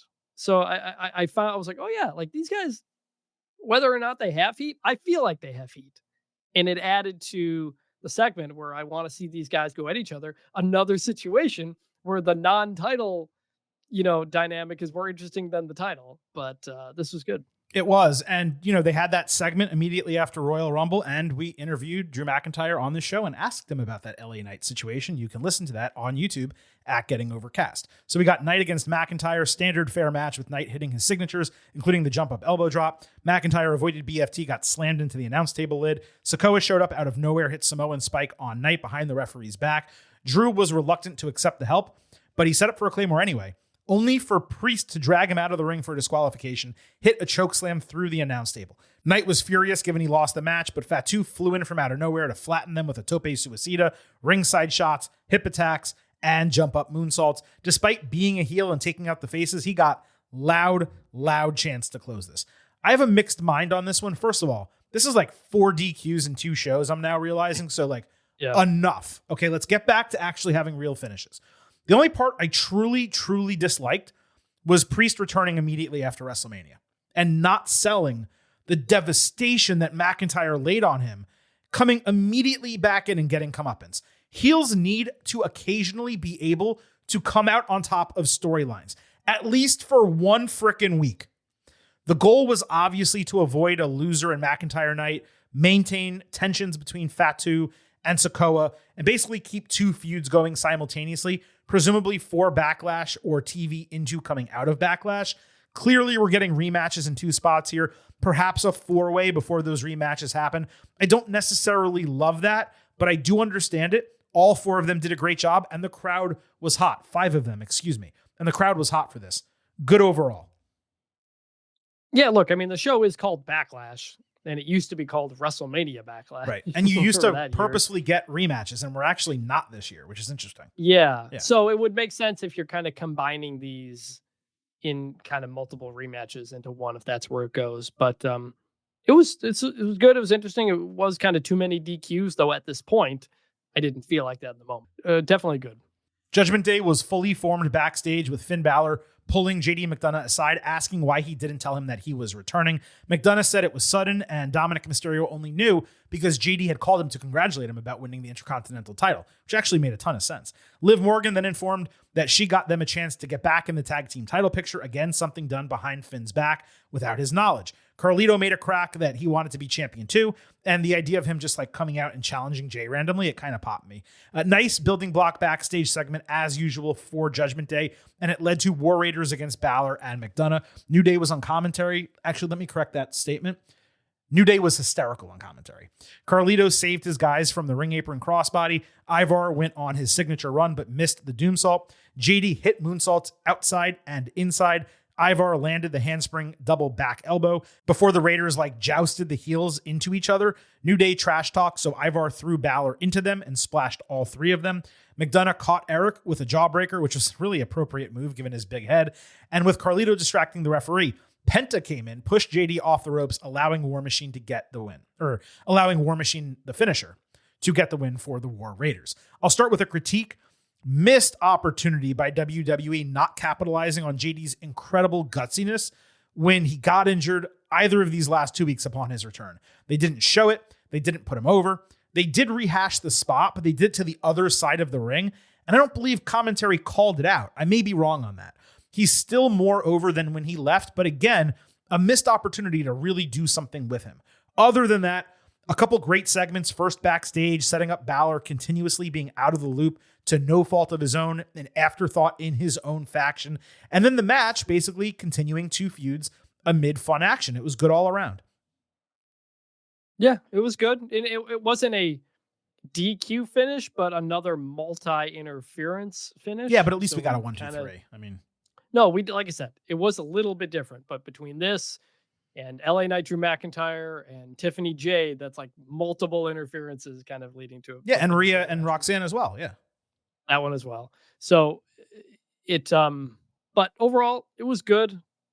And I'm not really interested in War Raiders right now. It was kind of more about That's fair. Judgment Day, and it was fine.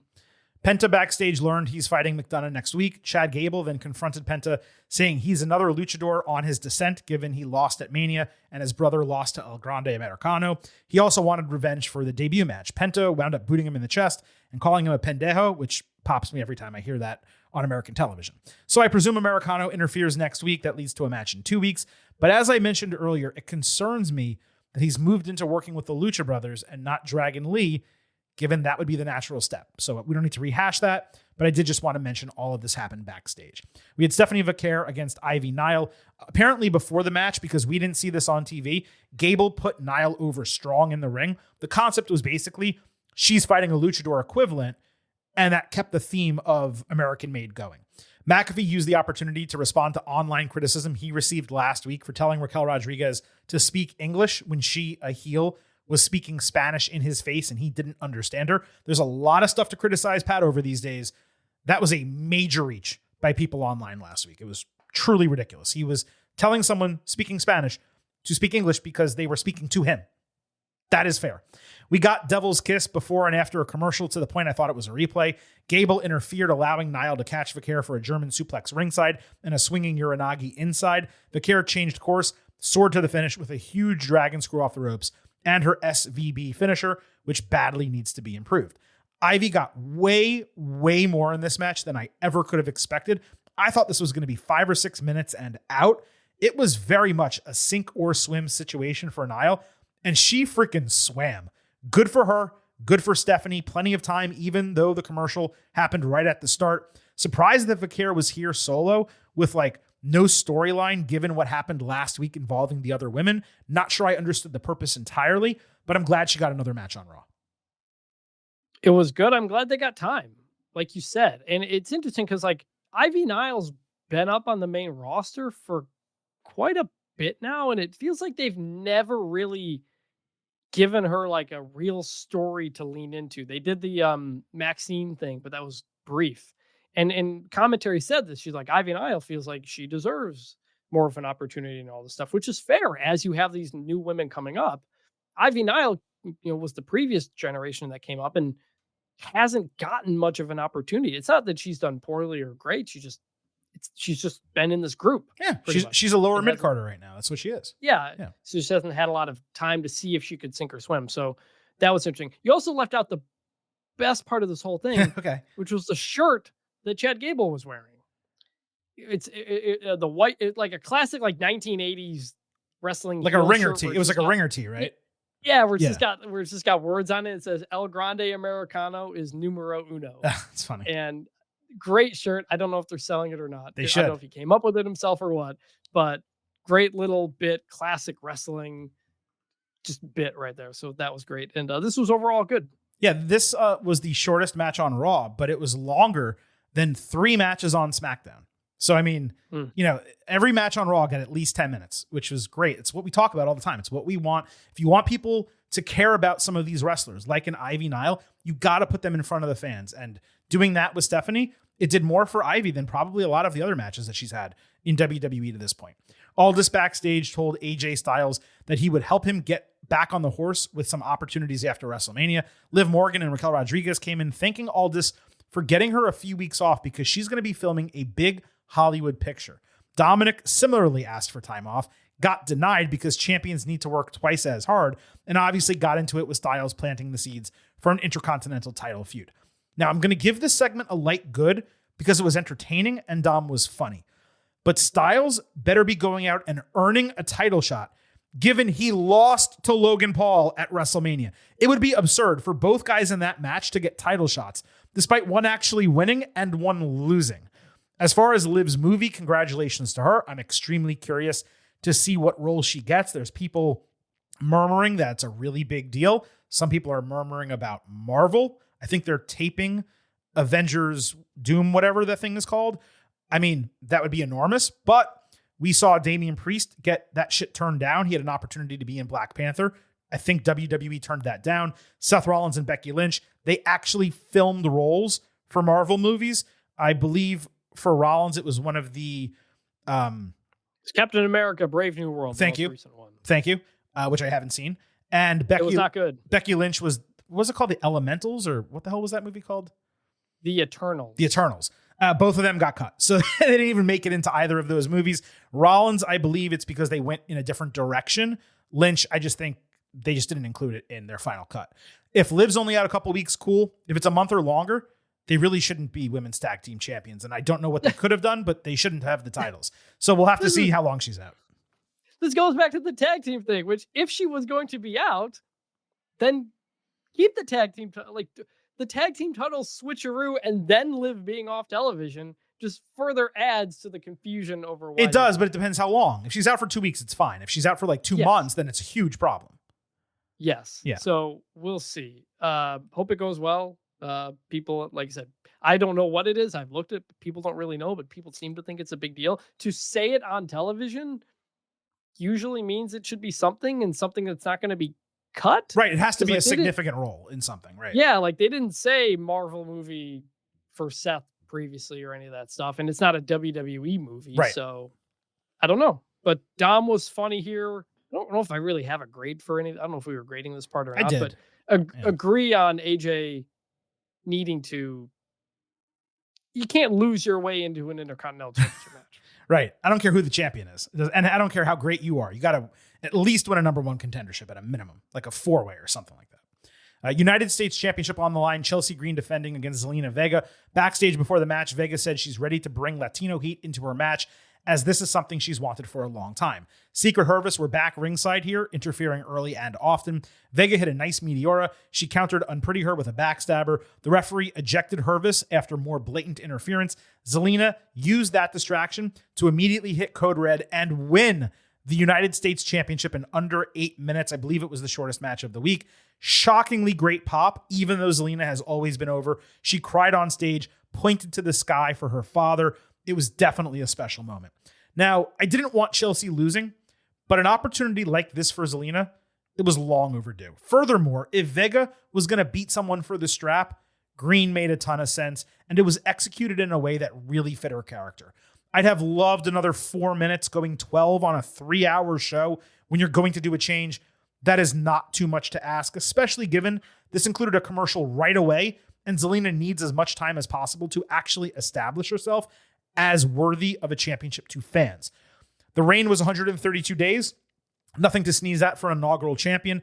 This title does need to change hands regularly to keep the mid-card interesting. That's the entire point of it existing.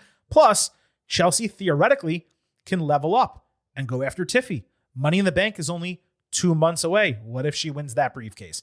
Definite good. Quite a moment for Zelina. Her first singles title in her 15-year wrestling career, including 8 years in WWE. Yeah, good. Happy for her. Commentary also set that up by saying she'd competed for a singles title 5 times in WWE and never won. She did obviously win Queen of the Ring, but that's not a title. Mm-hmm. Well deserving of this. Happy for her. I think I've said this before, but Tessitore on the call, I think he said something like, do we have it? And then like the 3 count, yes. Mm-hmm. And so often Michael Cole will do we're going to have new champions. and it like signals that it's going to be a kick out. And like, I'm just conditioned to know when they say it's about to happen, it doesn't happen. So this is twice now, I'm pretty sure, that Tessitore has done a version of that, but it happened. Yeah. So it makes the call feel more, I don't know what's going to happen in between the call and the third hand down for the count. So I thought it was a really good call by him as well. My only gripe is that she wins the title and then immediately has to rush out the ring and go up to the stage. You know, Yeah. I'd rather she got the moment in the ring. And it's something they too often do when a good guy beats it. I forgot. I had it in my notes last week. I forgot what it was, but I didn't bring it up. But somebody won a match and ducked out of the ring and like ran away as the face. New Day did it as heels, and Dominic Mysterio did it also as a heel, but he was getting cheered. And producers told him, go back to the ring, get cheered. No, yeah, and it makes sense as a heel. There was someone did. It might have been Lyra. I don't remember. Some face won a match somewhere, and they did that. And I was like, no, like I want give the face the moment in the ring. Yeah, but if they're outnumbered 3-1, what are you going to do? Like, well, that's the thing is they get rid of Secret Hervis and she wins right away. You know, if you had let Secret Hervis get to the back, right, and then she does it, then you give her the moment. Secret Hervis doesn't have to come back. It did feel like so we wanted the match longer, or at least I did, and I'm assuming you don't disagree with me. If they gave it 60 more seconds, they get to the back, the finish doesn't feel as rushed, and it all just comes together so much better. Maybe it was cut for time. They're like, you got to go to the finish, like we're short. Possible. But it was a great moment. Also, I know they usually do pyro for like world titles, generally, is the only time they do that. If she was on stage and she got some pyro, that would have been a moment for her. And they didn't do that either. Yeah. And the only other thing, Chelsea Green is going to be fine. Oh, yeah. She is incredibly over. She's got a faction. She's on TV every week. She could lose. She built the title up. She made the title mean a lot more than the Intercontinental does because she was on television and Lyra just was not. So it's a credit to Chelsea for getting that first title and elevating it as the first champion. And now she will be off to do something else. You know, it's something else I realized. The first two women's United States champions and the other primary challenger for the title, Mi Chin, at this point, all three of them were fired by Vince McMahon and rehired by Triple H soon after he took over creative. Oh, wow. Isn't that interesting? Also, what happened to Katana Chance and Kaden Carter? They had Vega's back 2 weeks ago, and now they're just gone. Like, why didn't they come out and help her here? And then now they're getting over also. Like, there's such a start and stop with those ladies. I don't understand why they're not featured on television regularly. I don't know. It kills me. All right. So we had Fraxium against Los Garza. This was the opening match on SmackDown and the official main roster call-up for the longtime NXT champions. We'll circle back to that. Nathan Frazier went wild on a hot tag. Frazier took that really dumb Garza finisher off the top rope for a broken fall. Axiom caught Angel with Spanish Fly. Frazier added a Phoenix Splash. And they got a 1-2-3 in their debut. Excellent in ring against the perfect opponents. The guys also had fully matching gear. The crowd popped huge, not only for the finish, but a ton of spots throughout the match. I loved that for them. But Fraxium's main roster call-up literally came through a WWE email. Like, it was spoiled or advertised via email. And then they got a short, mediocre video package ahead of the match. No angle or storyline. No mystery opponent set up where Los Garza are going to be up against a debuting team here. And then Fraxium comes out. It was literally like, here you go, Fraxium. And Tess, as much as I loved him during TLC and really the vast majority of SmackDown and the finish of Zelina and Chelsea, he really downplayed them as they're the best of the best in NXT and now they're on SmackDown. Fraxium was literally the best tag team in the world last year, and they're still the best tag team in the world 4 months into 2025. That's a roster addition that should be shouted from the mountaintops, not treated as, oh, by the way, these guys are pretty good. I'm going to give this a good, given most of the audience probably didn't know them, yet still got over in a huge debut. My criticisms won't matter one iota now that they've actually been on TV. But man, oh man, did this leave a lot to be desired presentation-wise. And to me, I said this earlier, it speaks to the SmackDown writing team simply being worse than that on Raw.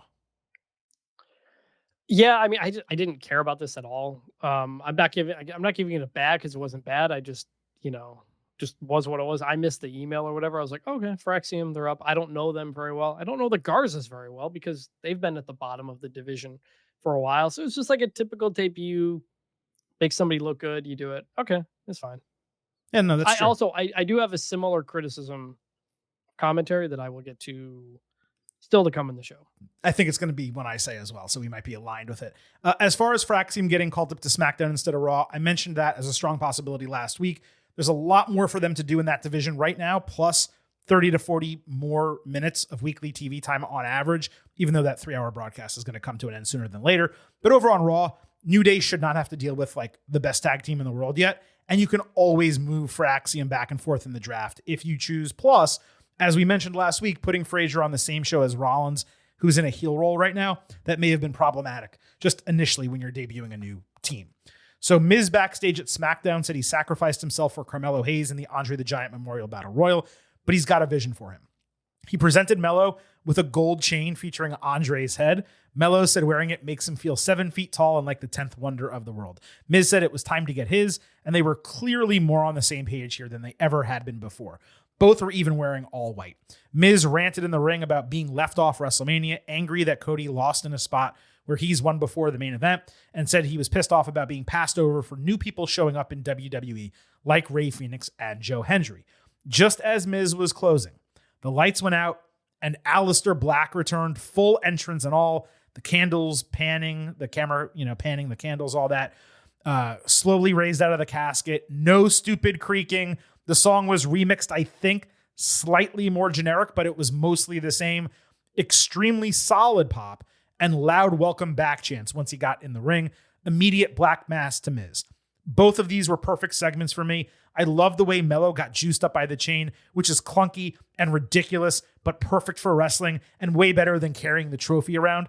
Also enjoying how it seems like Miz and Melo are paired more as mentor and mentee, not just a tag team. Hell, Miz managing Melo could actually work. And then the Black return. Perfection achieved presentation-wise. Camera cut on the Black mass was the lone mistake. The aura for him was real. I'm way more bullish about him than Rusev. But I did have two other notes, and I hate to kind of steal your thunder, but I have a feeling they're going to be similar to what you're going to say. I wanted more emotion from Tess here, selling Black's return. I fully understand he was trying to make him sound like imposing and dangerous by using a grave tone, but it did come across a bit as it's Christian, which is not what you want. Barrett was on top of it, though, and that's why they work so well together. And second, I just want everyone to be cautious. Naomi came back with her original theme. Yeah, she still got a new one a couple weeks later.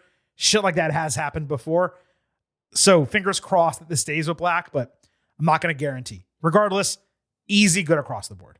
Yes, great that he's back. Loved it. Loved that. I tried not to talk about it too much because we kind of knew it was coming, but it was enough of a surprise for me that I enjoyed it. The old entrance, the old theme, love it. Thank you. Thank you for not changing that.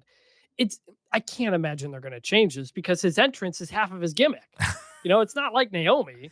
Like the entrance is the. They did change it though before he got fired. So I mean, they did, but I was glad. The pop for this was interesting because it's a very slow entrance, and so the cheer kind of like built. It was like up and down, and then got big again as he fully like sat up. Because some people knew it, some people probably don't remember him or what have you. So the pop worked in the way that it you're not going to get a glass shatter, boom, everybody cheers type of thing. That's not how the music or the entrance works. It's going to be a build. The pop built.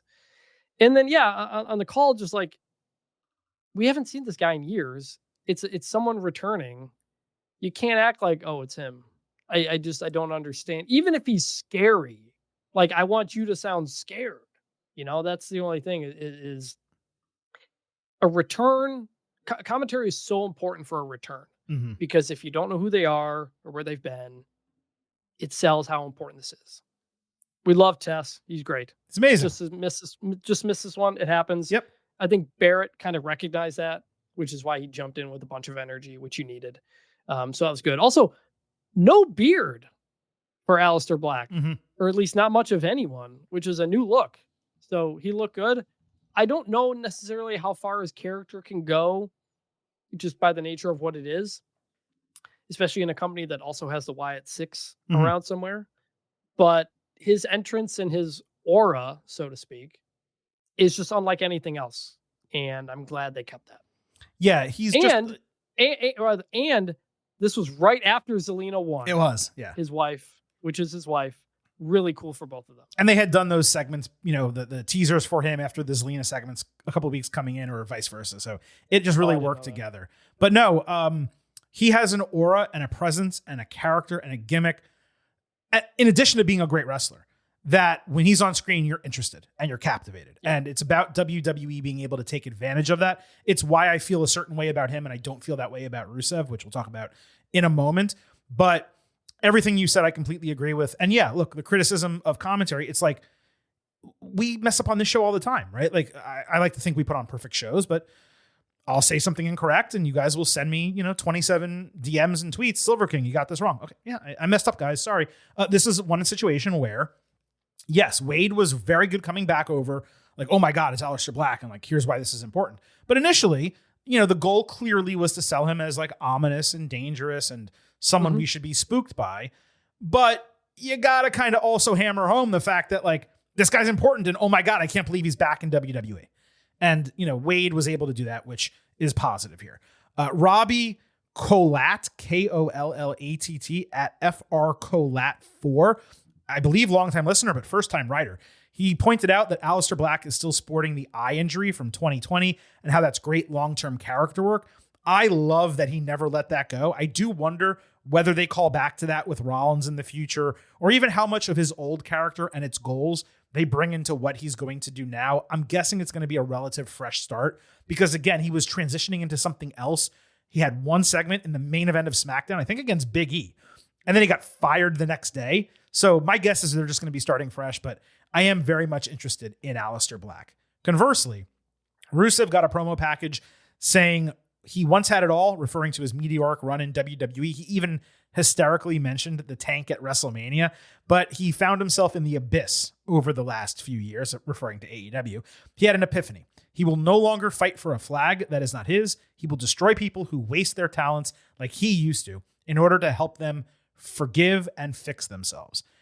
I'm into the character concept somewhat. It's a twist on the Redeemer from AEW, and he's dropping the God stuff, which I always found to be over the top. And I like that it does not require title aspirations, which is not a picture he should be anywhere near. It did all come across immensely one note. The production and his energy level left a lot to be desired. It's like they just did this backstage at Raw last week and said, good enough. I'm not overly excited about his return. So while I'm intrigued, I'm at a light bad here. The presentation should have been much better if you want me to buy into this guy coming back to WWE. So there was an interesting line in this. You alluded to it, but he says, I won't fight for a woman that isn't mine or a flag that never was. The flag being the Russian flag, which they showed. Mm-hmm. The woman being Lana, who, when he left WWE, wasn't that like she was with Bobby Lashley or something like that? It was the really Lashley weird. Liv Morgan situation where like Liv cheated with both of them or something like that. Yeah. But I didn't know if that Lana was about both of them. Sorry. Yeah. I don't know if that was about Lana in character or about Lana in real life, because they had broken up. But then they got back together and that was announced. Recently got back together, and I think she signed a Legends deal with WWE or something like that. So I don't know. Maybe that means she's just not coming back on screen in a while. The thing with Rusev is he is so incredibly talented. Yes. A big guy who can do the physical things he does. You just do not see that. And when he talks, he can be very, very funny. He had a line, he goes, I will use my hands and my jacked body for good. Like the way he used to always say, my hot wife. Right. But the two things don't work together. He is better when he's silent. He is better when Lana is talking for him because he is so physically imposing. It's like I love when he talks and I love when he wrestles. I don't love when he talks and when he wrestles. So it's just by the nature of how he looks and what he does. I like the idea of this character. I think this character will work more as a silent type of character. Like he's just here to enact justice. Sure, but you have to establish a baseline of what his goals are, and that's what they do. No. Right. I'm not saying don't ever talk or don't cut. He has to talk to say it. But that's why I like the idea of the character, but it's a character that doesn't need to talk much moving forward, or Agreed. just talk very simply. Like, remember like that season of Game of Thrones where you had the religious fanatics basically take over the city, Mhm. and they're just like, this is how it is. We're going to do terrible things. Sorry. Yeah. Like that idea of the Redeemer character, I think can work.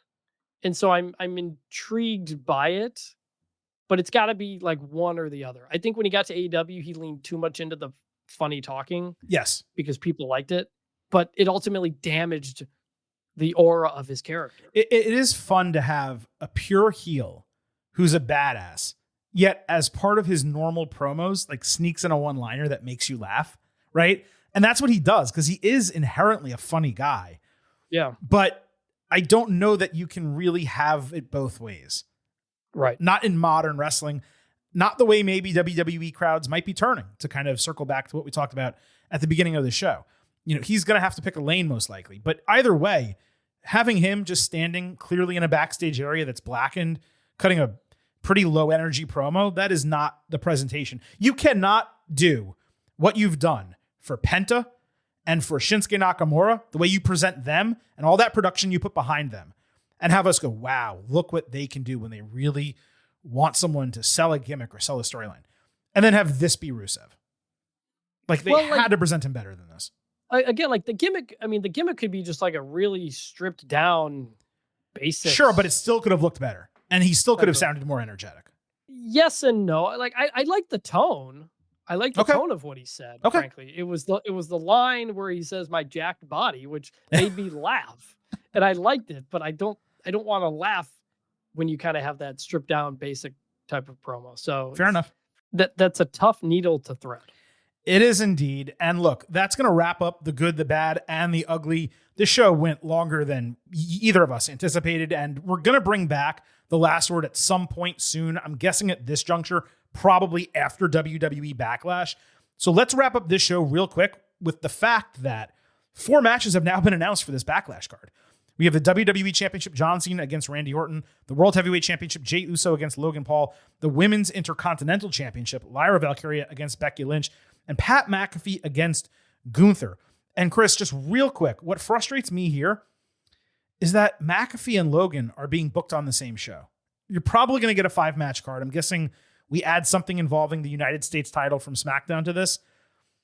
And 2 of the bouts, we believe, are relative throwaways featuring part-timers immediately coming after WrestleMania. Like, right now, the only match that's even the least bit unpredictable is Lyra and Becky, because it could go either way based on what we talked about. But we know John Cena is retaining, we know Jey Uso is retaining, and we know Gunther is beating Pat McAfee. This is a PLE. I know it's St. Louis. I know it's not like the biggest crowd or the most important show. And I know that it's a short build as well. Like I said, I think there's 12 days, 11 days until Backlash. It just feels a little bit lacking when you're putting Logan and McAfee both in notable matches on the same show. Well, I mean, it's a non-stadium show that's getting 2 world championship matches. That doesn't happen. It's getting often. John Cena and Randy Orton, and it's getting Becky Lynch. Yeah. Yeah. So you're getting fair. Cena, you're getting Becky Lynch. It's not a bad card for what. I'm not saying it's a bad probably card. was. I'm just saying for an entire company that has, however, 11 titles and all this stuff, you're coming immediately after WrestleMania, and 2 of your notable matches involve part-timers. Look, I mean, one who's not even a wrestler. I hate the 5-6 match card anyway. I wish we were getting 7-8 match cards like we used to back in the day. And it was a full on show. 7. Yeah. These pay-per-views nowadays are almost like 2/3 of a show, and it's just what they do now. And I don't like it, but it is what it is. No, that's totally fair. And we'll discuss WWE Backlash a lot more next week right here on the Getting Over Wrestling podcast, because next week right here, same bat time, same bat channel on Tuesday, will be your WWE Backlash 2025 Ultimate Preview. Believe it or not, that's how quick the turnaround is. Between now and then, on Thursday, we'll be talking NXT and AEW. So if you're a first-time listener or for some reason you're not subscribed, hit that button, whether you are listening on Apple Podcasts, Spotify, YouTube, or anywhere you can listen to performance-enhancing audio. On the way out, It's all about the 5. please leave those 5-star reviews for us on Apple Podcasts and Spotify. We would greatly appreciate it. Don't forget, I happen to love the number 5. Visit buymeacoffee.com/gettingover. Sign up. You'll get bonus audio, the fastest 5 minutes in professional wrestling, and news posts every single week, $5 a month, $50 for the entire year. Subscribe to us on YouTube at Getting Overcast. Follow us on social media at Getting Overcast on Twitter, at Getting Over on Blue Sky. Thanks once again for listening to this edition of the Getting Over Wrestling Podcast. For Vintage Chris Vanini, this is the Silver King, Adam Silverstein, signing off and leaving you with just 3 final words. Bye for now.